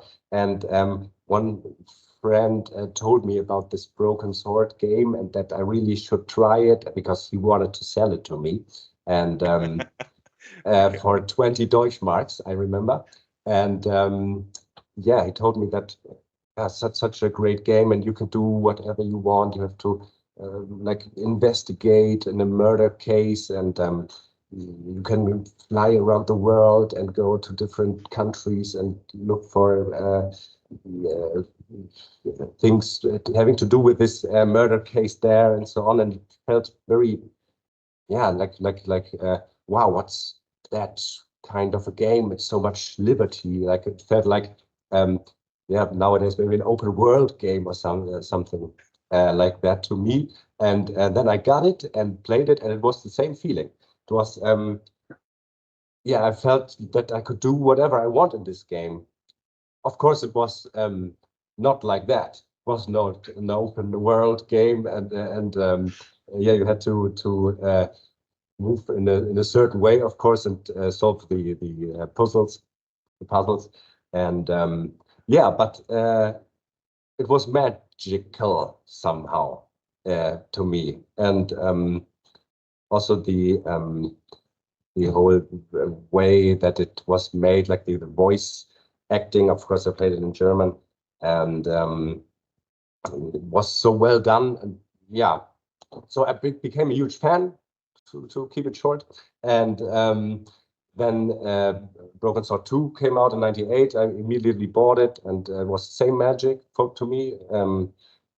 The graphics, the 2D drawn backgrounds and animations were so, they really put their hearts into it. It was magic, really. And then the internet came, and I was like 12 or 13 years old, and tried to find out if there are more fans of Broken Sword, and discovered a Broken Sword fan page of a Swiss guy, Daniel Baumberger, and got into contact with him.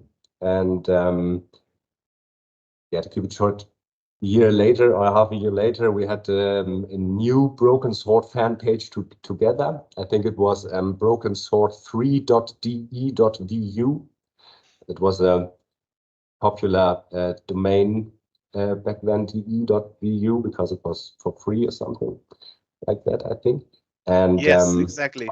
Yeah. Yeah, and of course we had a discussion board there, and then in the year 2000, I think Revolution Software said that they were working on Broken Sword Part 3, and but also that it would be in 3D graphics, and I was shocked because I was afraid that the style that I loved so much and where this magic came from, and yeah, saw different or other 3D adventures from that time. I think they released first screenshots back then. I'm not so sure. We might mix it up, but they looked horrible. And Simon the Sorcerer 3D, for example, that was like, wow, what is that? Yes. Did they release it actually? I don't know. They did, yeah, with years of delay, which is actually why the graphic looks like totally out. Yeah, right. Yeah. And Grim Fandango was another game. I think it came out a little bit later. I'm not so sure, but yeah, by Tim Schafer. But that actually was successful. It had its own charms. It was nice, but it was a little bit weird as well. Also the handling and so on. And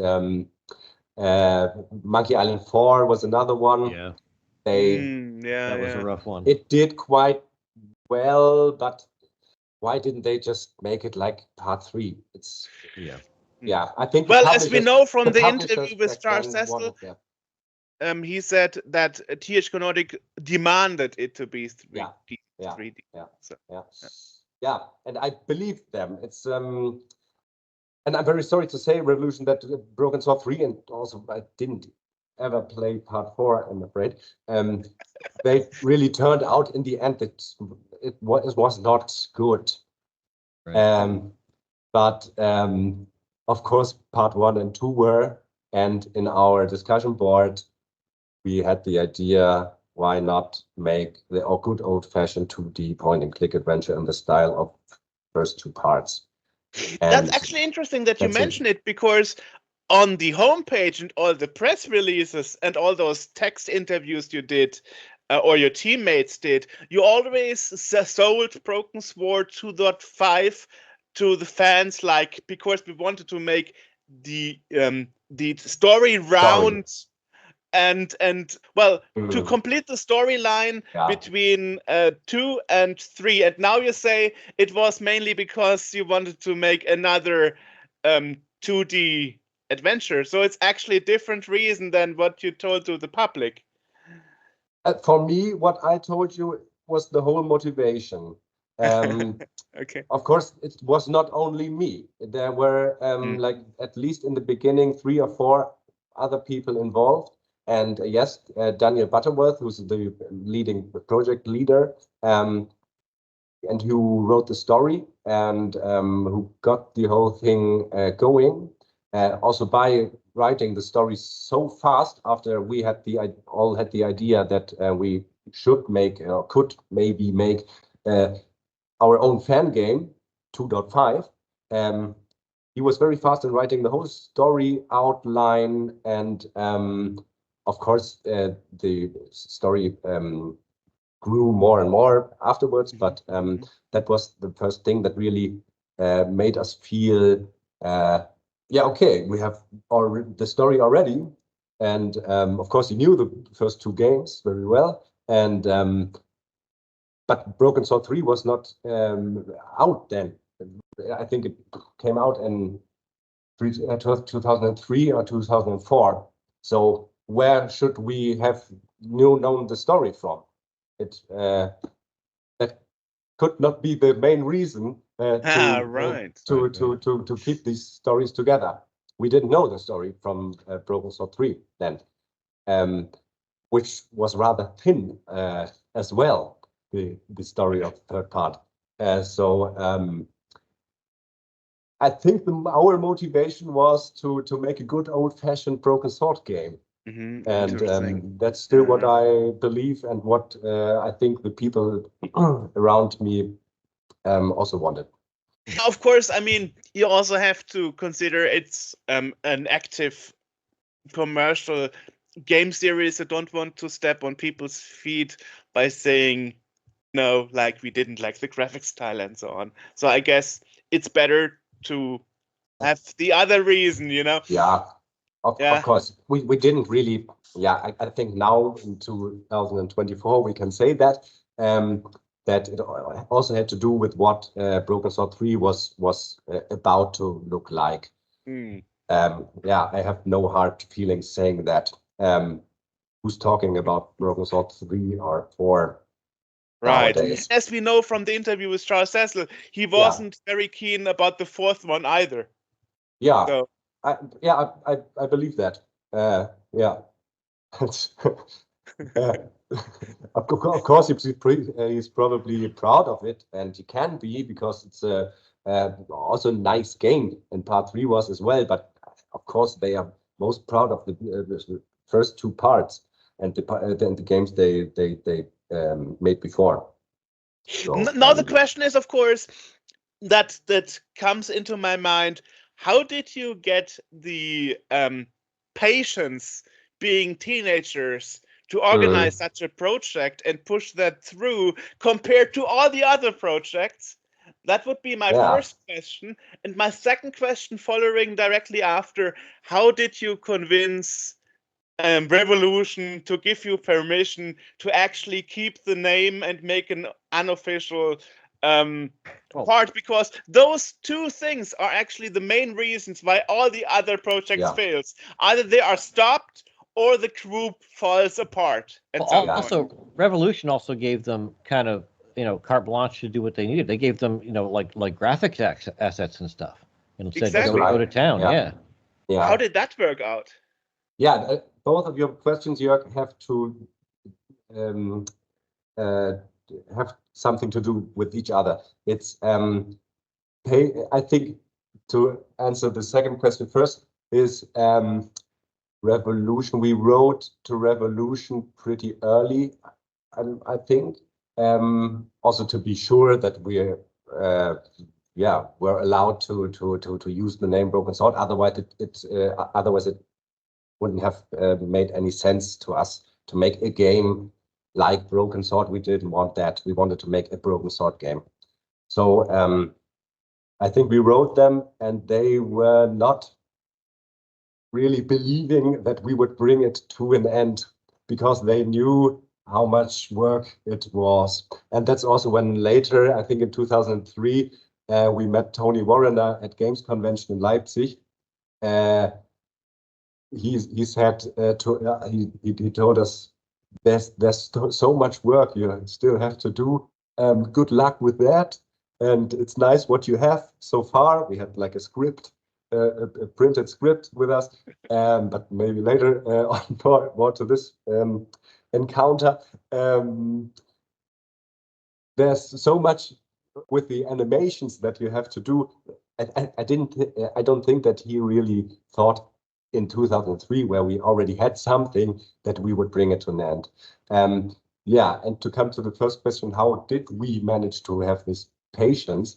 We were nerds, and we were into Broken Sword so much, and it was the only gaming project I was involved in, even though video games were my whole life, back then. I somehow managed to get out of this, video games being my whole life, before World of Warcraft came out. I think that's the reason why I'm still standing here. But another subject. It's we really wanted to make this project happen, and we there were some milestones that we were achieving through the time that gave us motivation to go further. without knowing back then that the first or third or 10th milestone would still be the 10th out of 100. We really didn't know how much work it was back then, but that's the reason why it took us 8 years. There were also 2 or 3 years within these 8 years where nothing happened, where we actually the discussion board was like that, and we had no one who would really keep the project going. It wasn't me, it wasn't like Daniel Butterworth or Sebastian Nisi, who was also in the project lead. But then we somehow got new team members, and somebody had the idea or a new idea how to go on, and then it went on.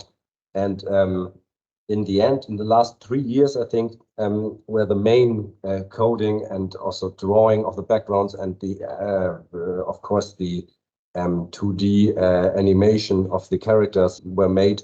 These works were done by maybe 5 people, not more than 5 people, and they were really going into it on their own. They were taking a task and finishing it, and somehow it worked that we put it all together in the end. And I was involved mostly with the dubbing of the German version, and a bit in organizational stuff, and also puzzle writing and so on, and dialogues. But there were others that had way much more work to do. For example, especially the animations and the drawing of the backgrounds, coding and so on. Yeah. How much did things change over the course of you developing it? Because 8 years, starting from a place where you're 14. I know that if I look back at stuff I did when I was 14, I'm like, oh God, I can't. It has to. Everything needs to go, and I need to redo that. I don't think I could stick with anything that I had started then through the entire thing without like majorly revamping, because it's like I don't like the way I said that. I don't like the way that works in the script. How much did that evolve over the 8 years that you were working on it? You mean how much we as a team changed? Mm-hmm. And there was much fluctuation within our team. I think in total through all the 8 years there were like 40 team members, and many left the team. There was also some arguing, but yeah, there's always some arguing. There has to be. Some people were disappointed, others were joining the team, others were disappointed because there were new members in the team, and they would do things differently than before, but it had to be like that. Also, it's like 20 years ago. I don't remember and everything. Yeah, and interesting. I don't remember. I remember almost nothing, but the good part and also some of the arguing and Right. How could we even make it that someone can play it one day? It was right. But you mentioned that you had the script written out pretty early in advance. That's one of the things that you showed Revolution. And I was thinking while I was doing research, for this, I was reading some Reddit groups on Broken Sword, and this is very well highly regarded, amongst them. And they're talking about how good the plot is and the character interactions and this and that. And I'm thinking like for a 14-year-old to write, a cohesive script that works within the framework that had already been created is pretty amazing. So did you stick with the original thing, or did that kind of get edited and changed as you aged and your opinions changed? Actually not. Actually really? Not. It was really, we were so much into Broken Sword 1 and 2 and how it felt and how the dialogues were going on and so on. I wrote some dialogues from if you remember, from the Dr. Blackter, for example, the guy you meet outside the asylum, or Armando in the plane, And I still, when I look at that today, I still like these dialogues. They are quite Broken Sword-like. They are quite okay. But I was really like 15 or 16 when I wrote that, and I'm proud of that. I don't do something like that. Haven't done something like that afterwards, and don't do something like that now. But back then, I was really so much into this, into these first two games, and played them so often, and yeah, somehow the style of the what the story was like, how George Stowart would behave. It was in our minds, not only mine, but also the other members, and that was just luck. I think that we found each other in this discussion board, and yeah, that something would come out of this connection. Yeah. Two questions here. There was this a live stream of a Romanian and a Belgian YouTuber that I sent to you actually. At all, and not I watched it a little bit, but not the whole thing. It takes hours. Interesting comment was, however, one guy said like, it's interesting because the Germans have the stereotype to have no humor, but they nailed it in this game. You know, and there are some places where you mentioned, for example, the ice cream dealer in the park, you know, and when you taste the ice cream afterwards, it's like man, it tastes like dead socks. Wow, you know, it's so subtle, weird jokes. That's you totally get it there, you know. And people would not recognize on the first glimpse that we were Germans, right? That's a good thing to say about the game. Yeah. Exactly, yes. And another thing you mentioned, and AJ mentioned, there is a milestone list on the homepage actually, and one thing that is mentioned, that what AJ asked you earlier, there was a technical change. First you tried with QBasic, and then you decided to go with C++, and I wonder, why didn't you go with Adventure Game Studio that was around there at that time already, that all the other indie point-and-click adventure creators are using? Why creating your own engine from scratch? Why going the complicated way instead of using Adventure Game Studio? I think I remember that there was a discussion about Adventure Game Studio in the discussion board. I don't really remember why. I think the lead programmer that we had back then, at some point, took it in his own hands and just wrote this engine. I'm absolutely not into coding. Okay. I can't tell you what happened. Okay. Yeah. I just thought, like, why make it hard to yourself? You know. Yeah. If there are already the tools available where you can have it easier, but you actually went the more complex route. I'd counter that. Yeah, I'd counter that as a coder. Sometimes, if you're a good coder, it's easier to make your own tool than have to be stuck and learn a different tool to do it. You know, like you made the tool. It's like, all right, we know how it works. We know what to do to make it work, rather than like we got to go learn this whole other thing, and you know, work within the constraints that's giving us. That's just, you know.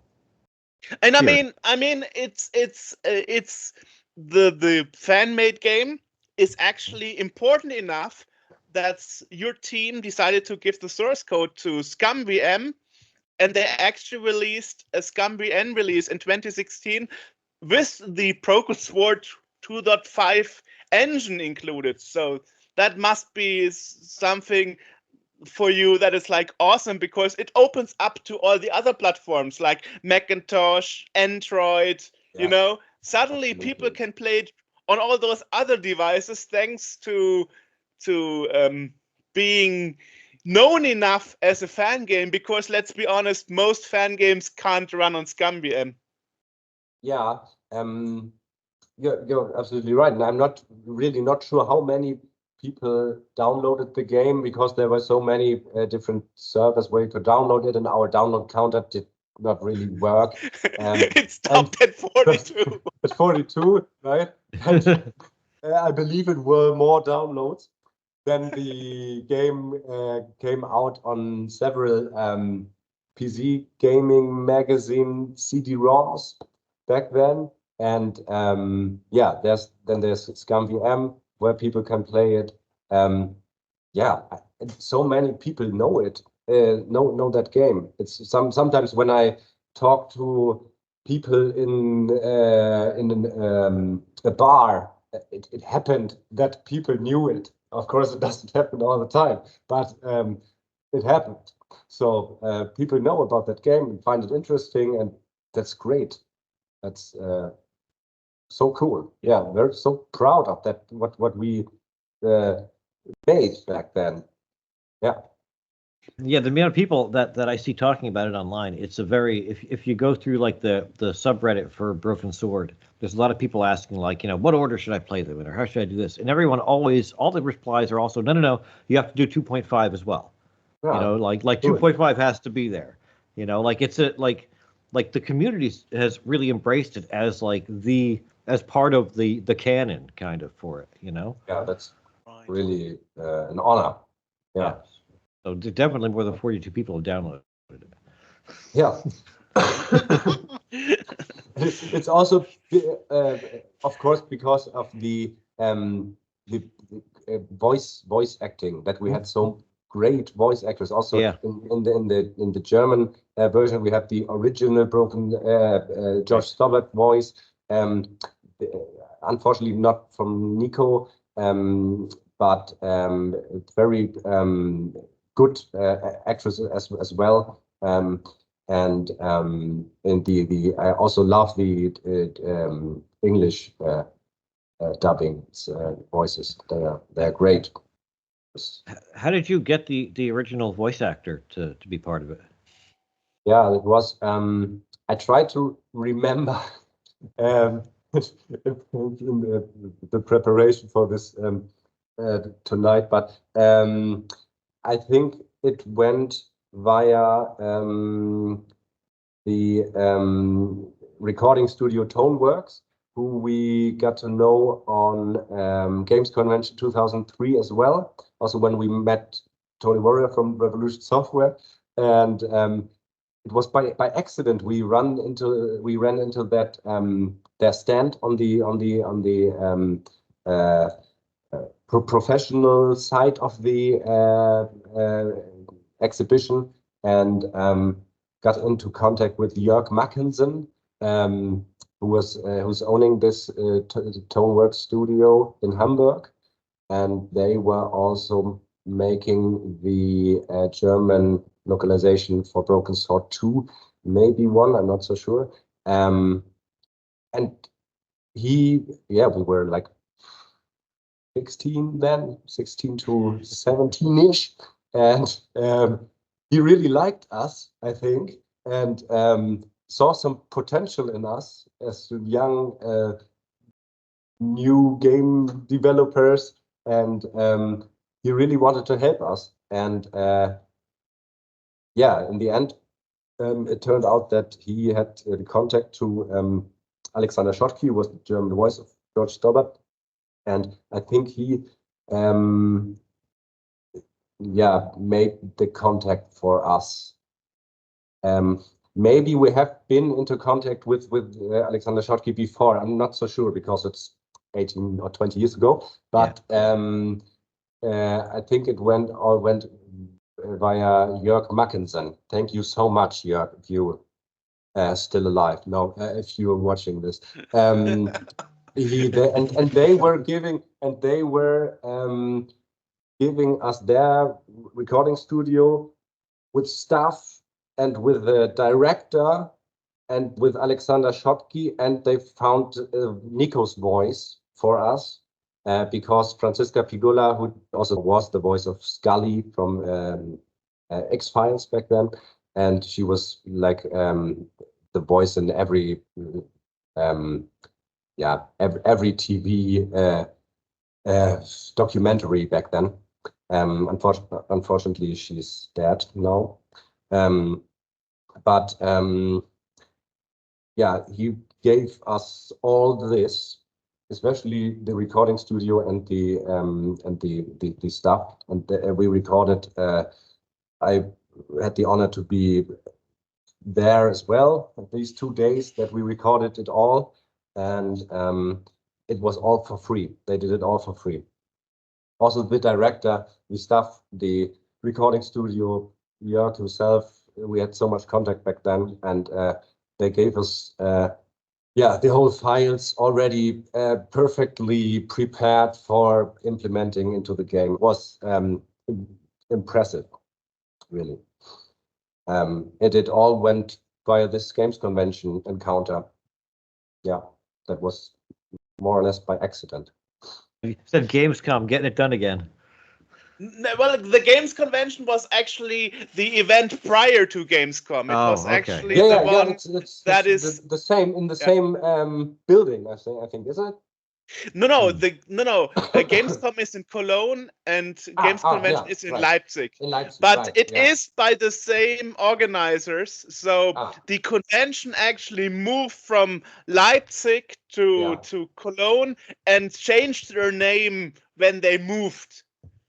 When Marius is talking about Games Convention, he's actually talking about the same fair. It's a bit confusing because, well, different name, different location, but it's actually the same event.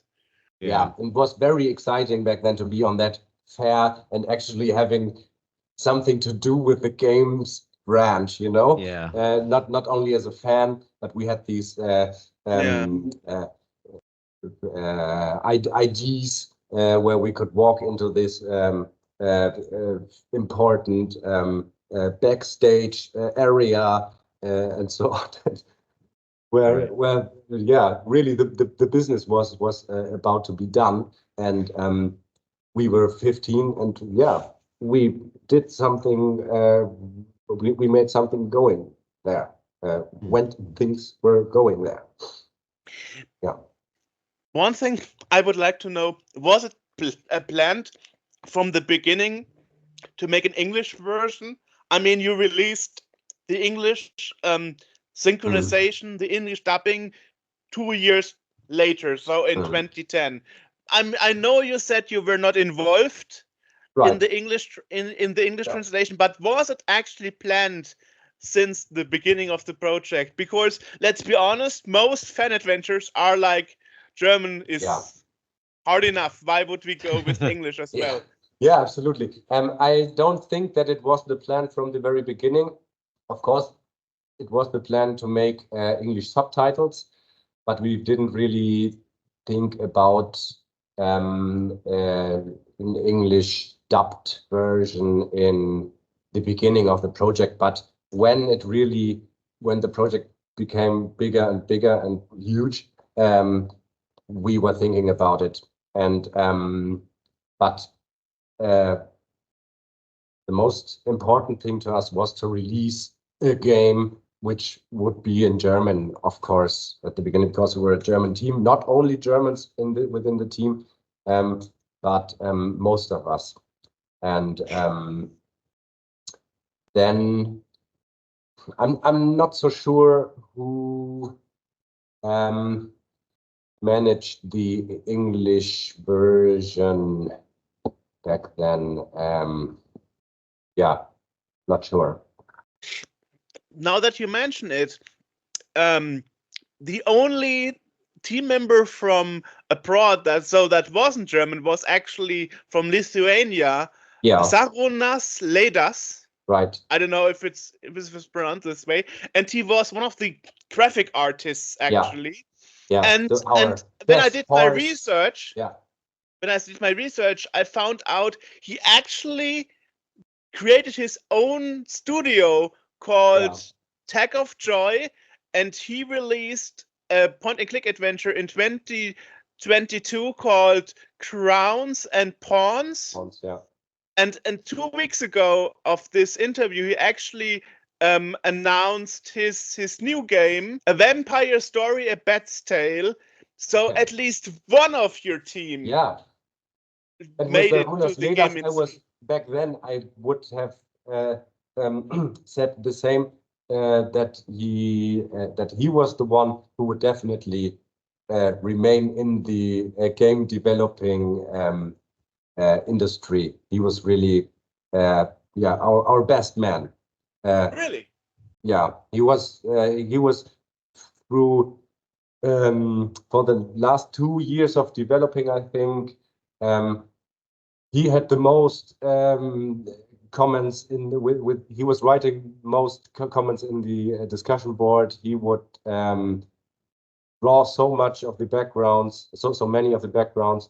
Also, I think involved in the animation things, and he was really like I mentioned before, that sometimes or stages of the development process, single people took the work and just made it on their own, and he did that very much. Yeah, wow. He was a big player within the team. Yeah. Okay. And how did it feel for you to have the responsibility to make a good game? I mean, now imagine the game would have not finished, or would have been a very horrible end result. Then the brand of Charles Cecil would have been on scorched earth, knowing that there was this mediocre fan-made game. I don't know. Really? It must be a very good it must be a very big pressure. No. No, it was not at all, because we didn't really have much contact to the guys from Revolution Software. It was like also when we released our first playable demo, there was no huge feedback from them.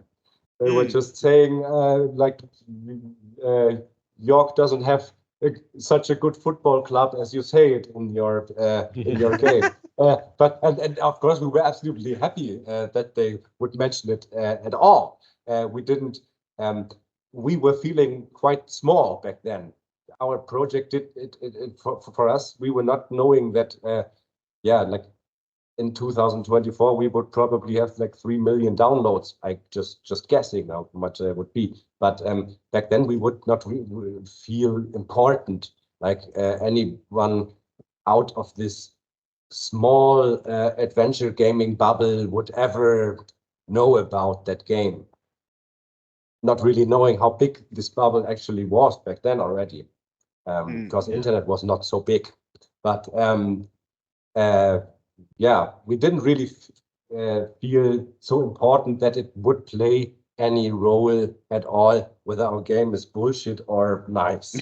And from today's point of view, I think the game is absolutely great. When I look at the game, I think it's great. Yeah. And back then, when we released it, and I first played the final version, I thought, okay, this does look so really like Broken Sword 1 or 2. Like there's some backgrounds that don't really fit into the others, and but from nowadays, and also the 3D animated cutscenes, I didn't like them so much back then, but when I look at them now, I think, wow, great. And of course, I'm happy that so many people like it, and we still have our Facebook page. There are each week there are more likes, and of course some dislike it somehow when they leave Facebook or something. But you see that people still download it and play it and like it. You were saying that a lot of this was developed using message boards. You were talking to each other through that and organizing and whatnot. Do they still exist, or have they been archived in any way? The internal message board does not exist anymore, I'm afraid. But and that's another subject that Jörg found out about. Our website, which is really from 2006 or something like that, had not been updated since then, I'm afraid. Is really damaged, but still it's still there. And but Jörg found out that the message board actually still exists, or a message board still exists. I'm not. I looked into it, but I didn't find any posts from myself actually. Maybe there are some, but I'm not so sure. But that still exists. So you can. I think Jörg, you can find it via Google, right? Yes, but thanks to HA, his first comment was like, you can install a browser plugin, and then you can emulate Flash. Yeah, and then I was like, wow, there is a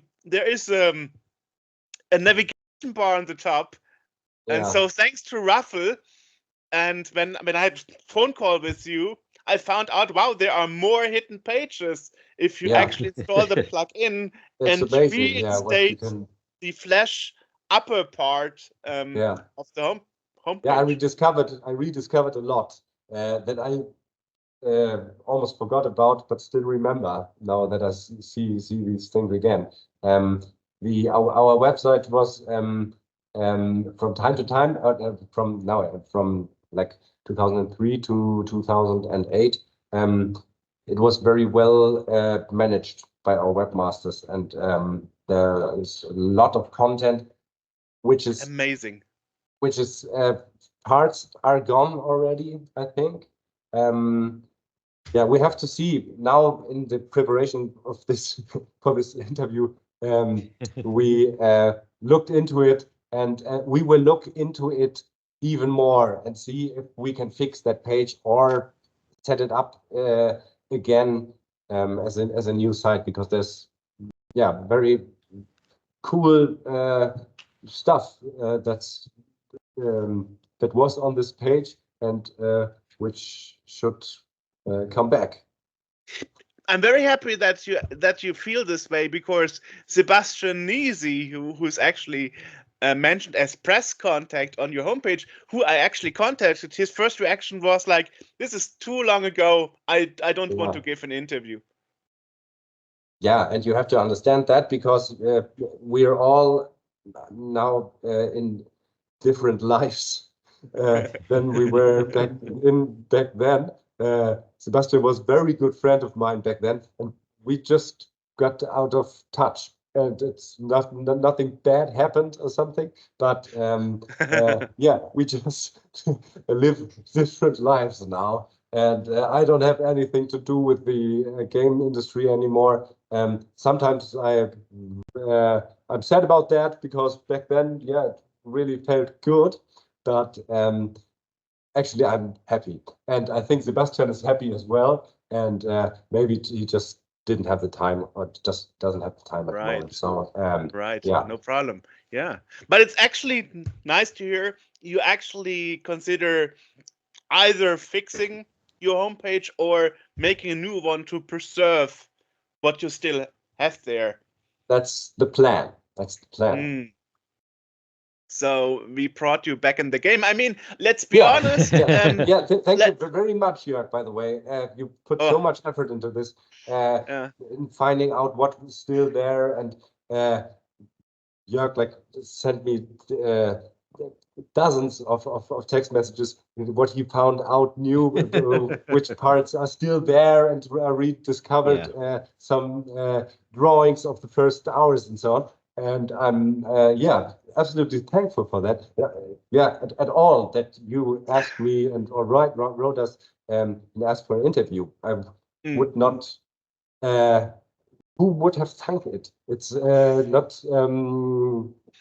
I still don't feel so important that an interview about Broken Sword 2.5 would make sense or interest anybody. But yeah, maybe it does. And for those people, I'm happy to set up the website. Yeah, probably a new website, and yeah, give a little bit more information and maybe a working message board. Yeah, I mean, as long as the content is still there, you can still preserve the old stuff. At some point, making I don't know, a snapshot and at least preserving it as a read-only. The old message board, so it doesn't get lost. Because I figured when you click on comments on the news article, it actually links to the thread in the forum. So the website and the forum are actually entwined with each other. So if the forum is gone, so are all the comments for the homepage. Yeah, so that would be very sad. So you couldn't see anymore what people commented on the news posts if you lose that. Right. Yeah, which is actually interesting. At first, I thought this was a mistake, because normally if you have a homepage with a comment button, you would expect the comments to display under the article. But in your case, it actually forwards to the forum thread instead. So it's actually an interesting solution. Yeah. However, things were working back then. In some cases. And, awesome. Yeah. And the game is still very relevant, because again, I wasn't really I didn't really know the Broken Sword series until we talked to Charles Cecil. I'd heard of it, but I hadn't actually played it. And then when we talked to him, I started playing some of the games, and I started looking into them more. And 2.5 was, I'm going into messages and comments and stuff, but they're like 5 hours ago, and they're talking about we're not talking like years ago. Yeah, this is people playing it now currently. Exactly. Talking about how this is an integral part of the series. Like and that's kind of that's got to feel kind of cool that you've made something that the fandom accepts as just one of the games in the series. Absolutely. Wouldn't have expect that back then. That in 2024 we would talk about that, and it's still relevant.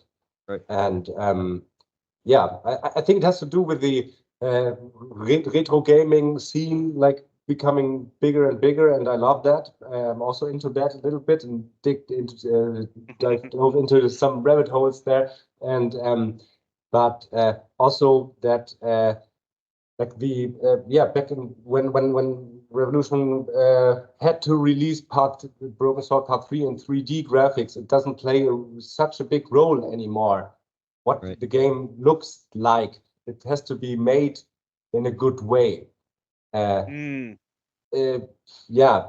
also with these. I think it's great that Revolution made the Broken Sword Part 1 Reforged thing, and they've drawn all the characters new, and all the backgrounds they were redrawn, and they made that also with so much love, and so it's a great game that they brought out for. I think it's more for people who want to discover or would discover Broken Sword for the first time now in 2024. People like me who played it back in 97 or 96. I think it's great to have this reforged stuff, but I like the version of 1996 more. I like it better. It's different. It's different art. I like it that George's head is consists of 10 pixels, and but somehow they make this magic that I mentioned before happen with these 10 pixels, and it really looked like he was talking, and you could see how he would his face was in reaction to what his counterpart was saying. it's really great that they brought this game back to life with this new version now for people nowadays to discover it, and because it's such a good game, and it's still a good game. Also, this new version is a great game. Yeah, it's it's very good to see that quality is still playing a role, and that people also like that. So you're saying there's not going to be a 2.5 reforged? No, I can promise that. Interesting that you mentioned it, AJ, because the game that I mentioned earlier, also fan made, Zack McCracken Between Time and Space in 2015. So because it was released in the same year as Broken Sword 2.5, so 2008, they actually made a remastered edition in 2015. I found out. Oh, really? So they actually went back to the own made fan game and made a remaster, kind of. The people that made the fan game did a remaster, or yes, okay, exactly. So they somehow 7 years later they scrambled together again and made a new version of the same game. So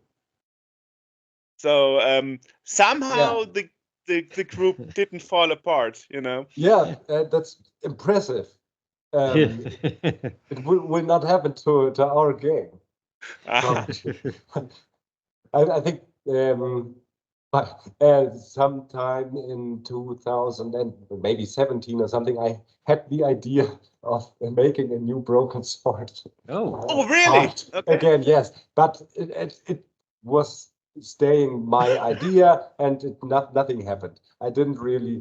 I think I wrote to 2 people, and we were talking about it a little bit. But yeah, it's good that I did not do it. Back then, I was rediscovering the games again, and played our game again after a couple of years, and liked it even better than back then.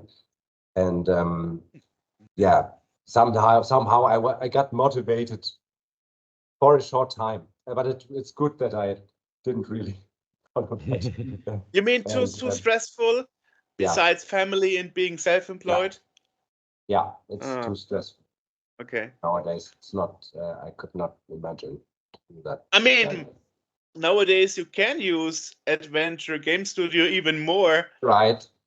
You know, so no coding knowledge needed as well. I mean, we interviewed a couple of people in this podcast before that never learned coding whatsoever. And we're originally book authors or something, like, okay. Yeah. So there is this possibility, you know. And even some of them are commercial, which is amazing, you know. So. Yeah, stop it, Jörg. Yeah, okay, yeah. I don't want to give you stop ideas. Now. I will fall back and dead. Okay. Yeah, at the moment, so much stress here. We don't. I can't imagine. It was fun, and it's great what we achieved. But yeah, for now there will be no 5.5 or something like that. I mean, can we talk about that? What was actually the worst moments, or what were the moments where you thought, like, we are never going to finish this ever? Yeah, I think when we realized that how much work it would be to make the animations going and look well, make them look well, and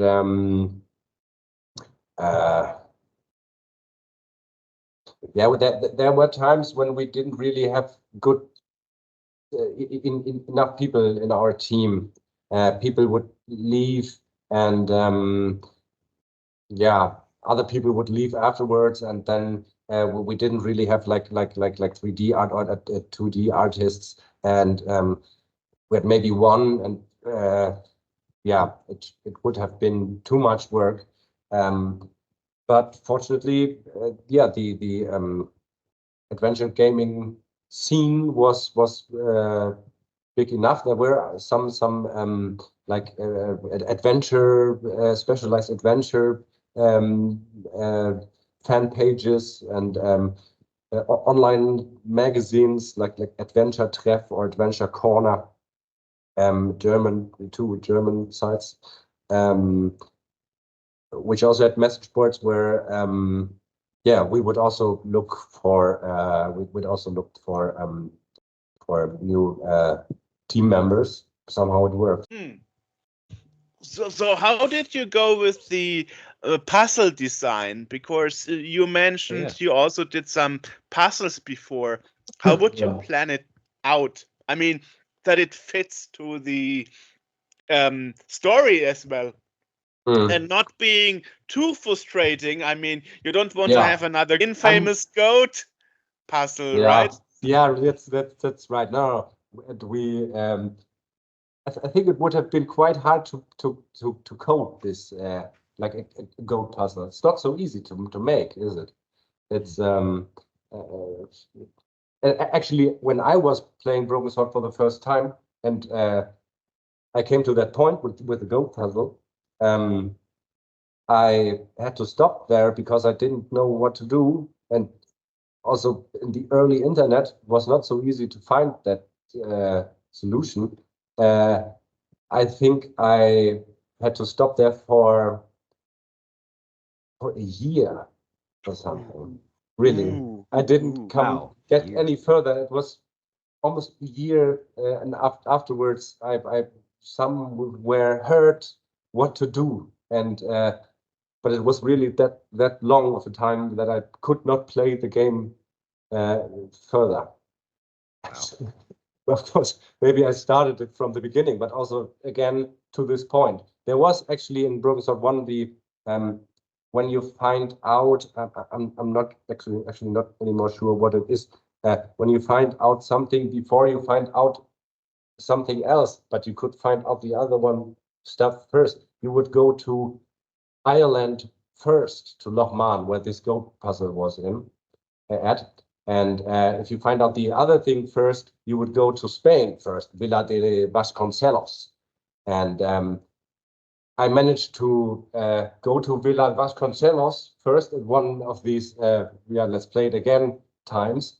And then I could play a little bit of what I did not know by then. You understand what I mean? Yeah. That's Got a little bit further. But yeah, of course, I had to find out how to manage that goat. But did a year later. Yeah, but to come back to your question, how to write the puzzles, I just I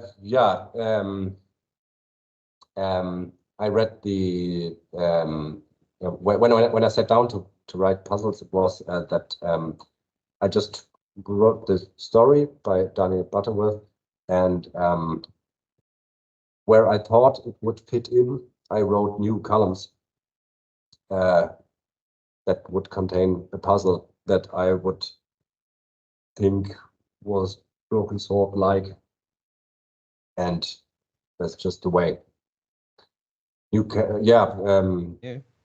Came up with new characters that you would have to talk to, like for example this Dr. Blackda that you would talk in a certain way to, so that he would show you the way.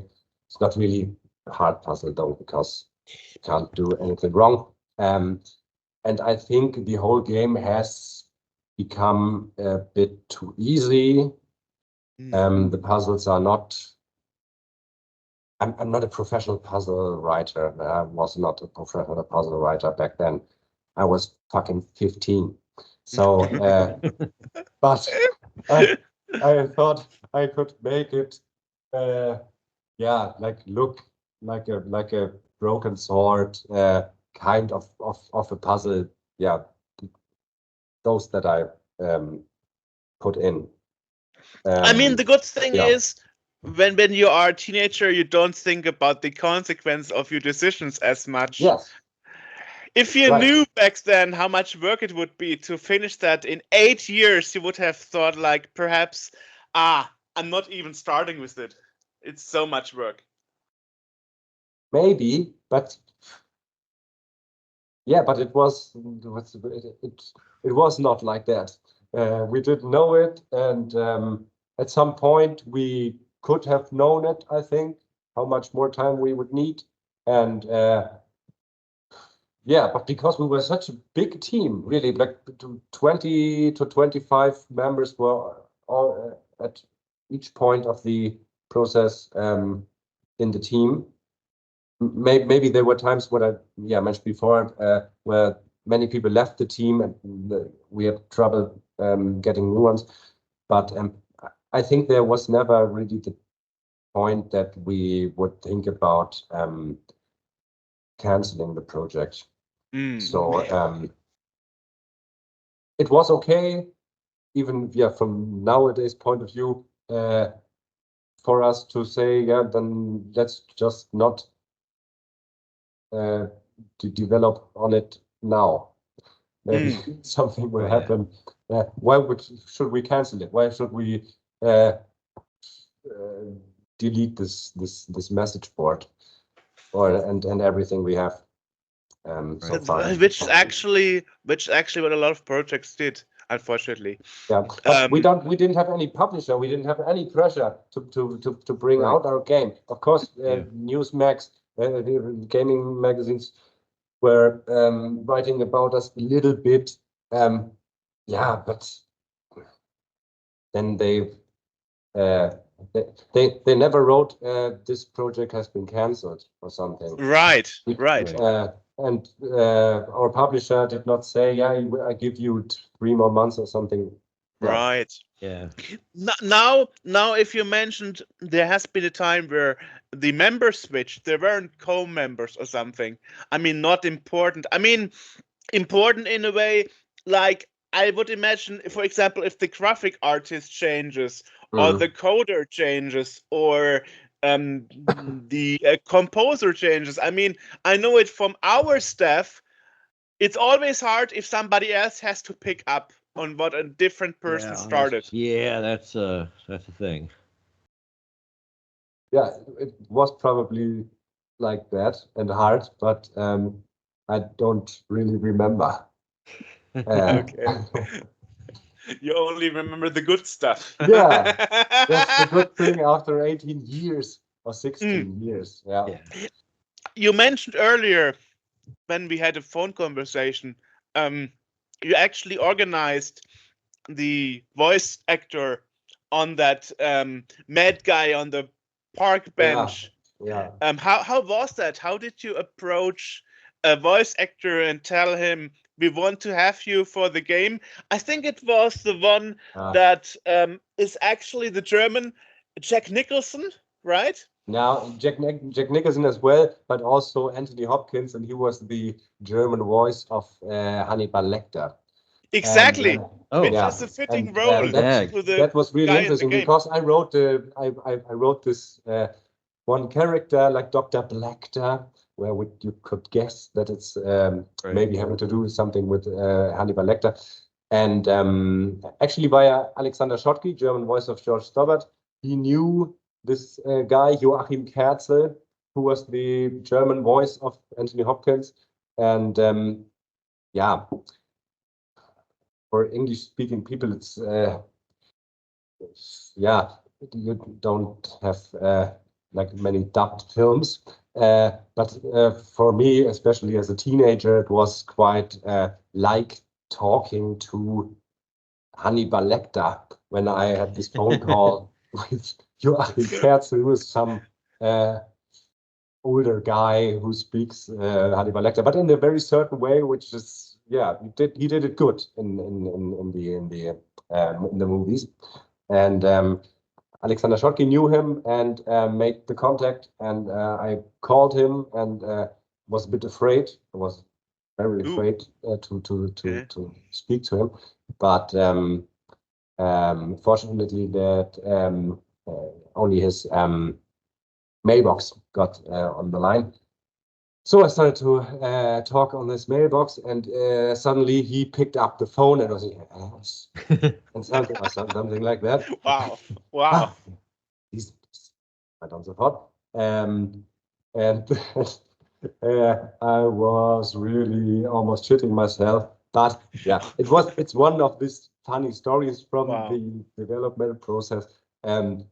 That it turned out that he agreed to talk a few lines for our game, also for free. He would do it the next time that he was in a recording studio, and he did that. And yeah, that was the way that it worked with other great voice actors as well. Amazing how to convince people to do their job for free. Actually, also with teenagers. Amazing. With Alexander Schottky, who really spent 2 days. I remember that we had to put some get some money together within the team, like 350 euros, so that Alexander Schottky would have the trip paid from where he would live to Hamburg and back. And very fortunate that he could sleep at a friend's house in Hamburg, so we didn't have to pay that.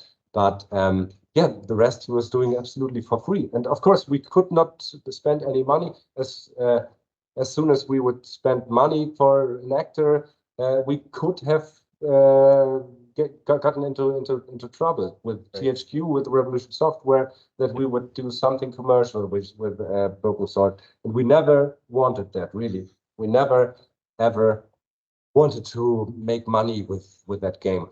Right. Wow. Of course, there were people within the team who thought about it. It would be great if we could sell it, but immediately, somebody would say, no, it's not possible, and we don't want that. It's not the purpose. It's not what we started that for. Right. And I think that was very good, and also an advantage of how we made it,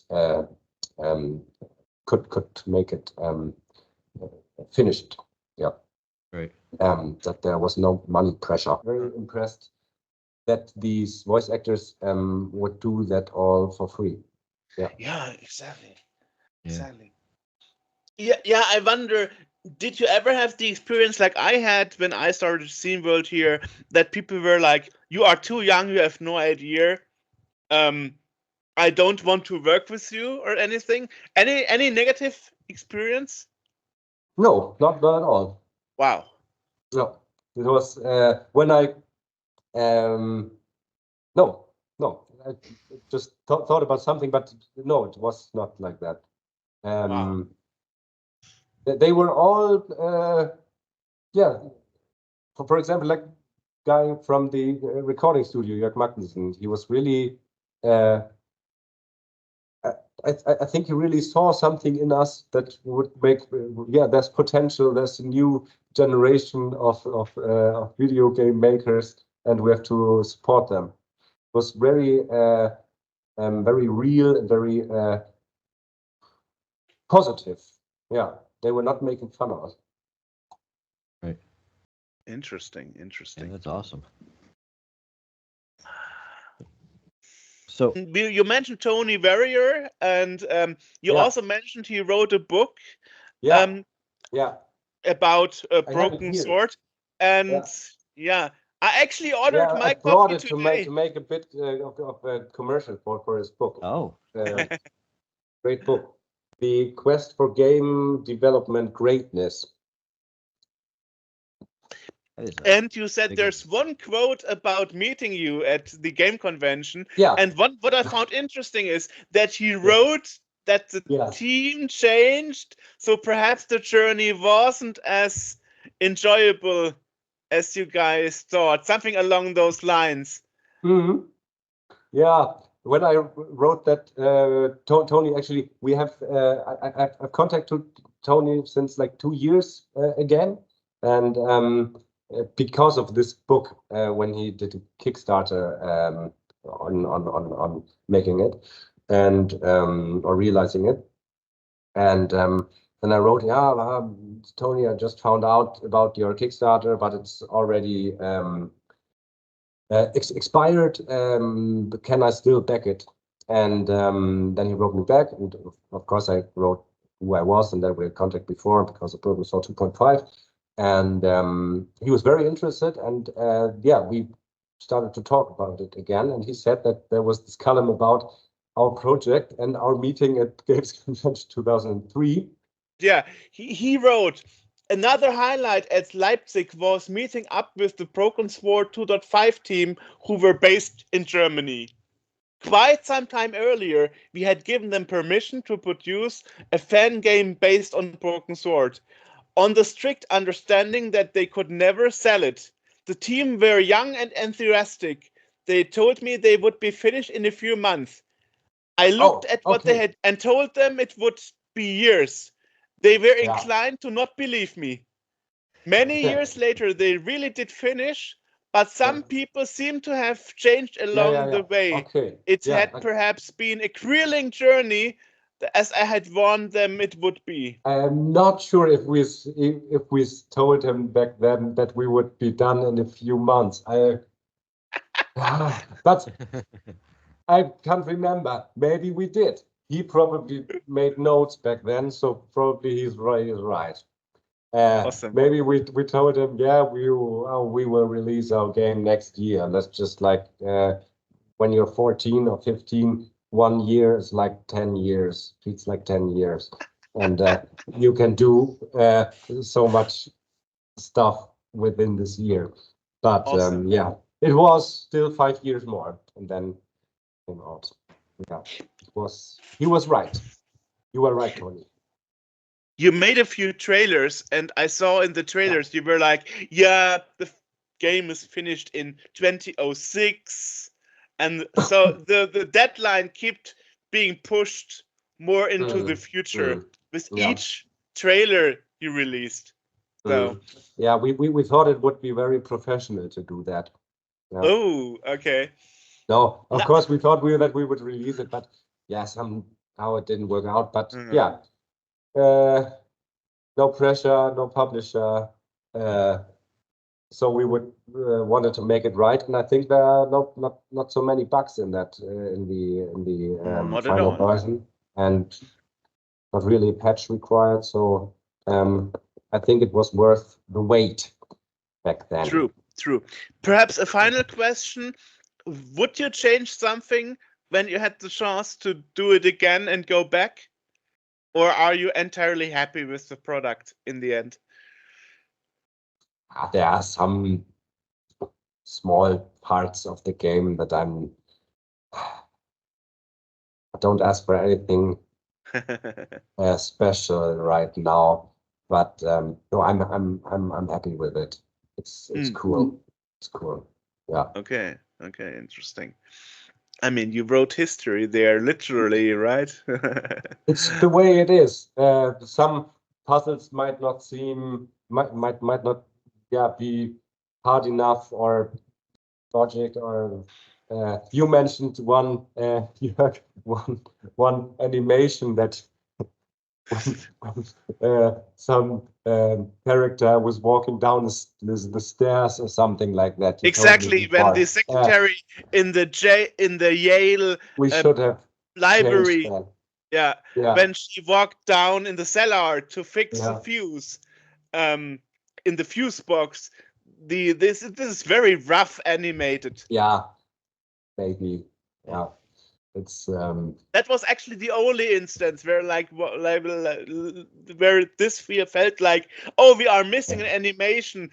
Let's quickly put something together, Well, some of that is also kind of charming. There's always, most games have like that one thing or that one random scene that just seems kind of off, and it's kind of like that's sort of the thing. Like you kind of like that. It becomes kind of almost an inside joke sometimes. It's just kind of it gives it more character. Yeah, thank you. Yes. That sounds great. Yeah. Yeah.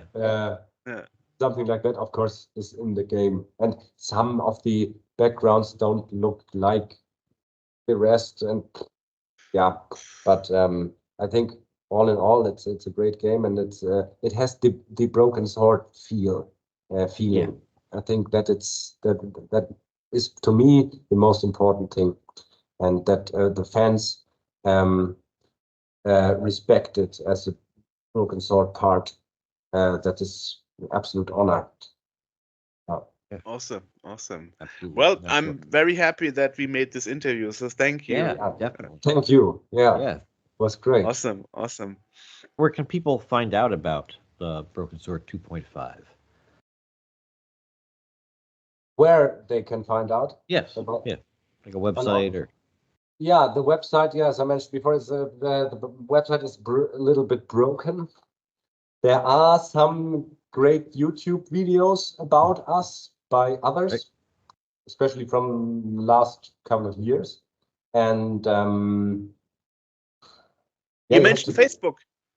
Yeah, Facebook is right. You can go on our Facebook page, and sometimes we even answer you if you DM us.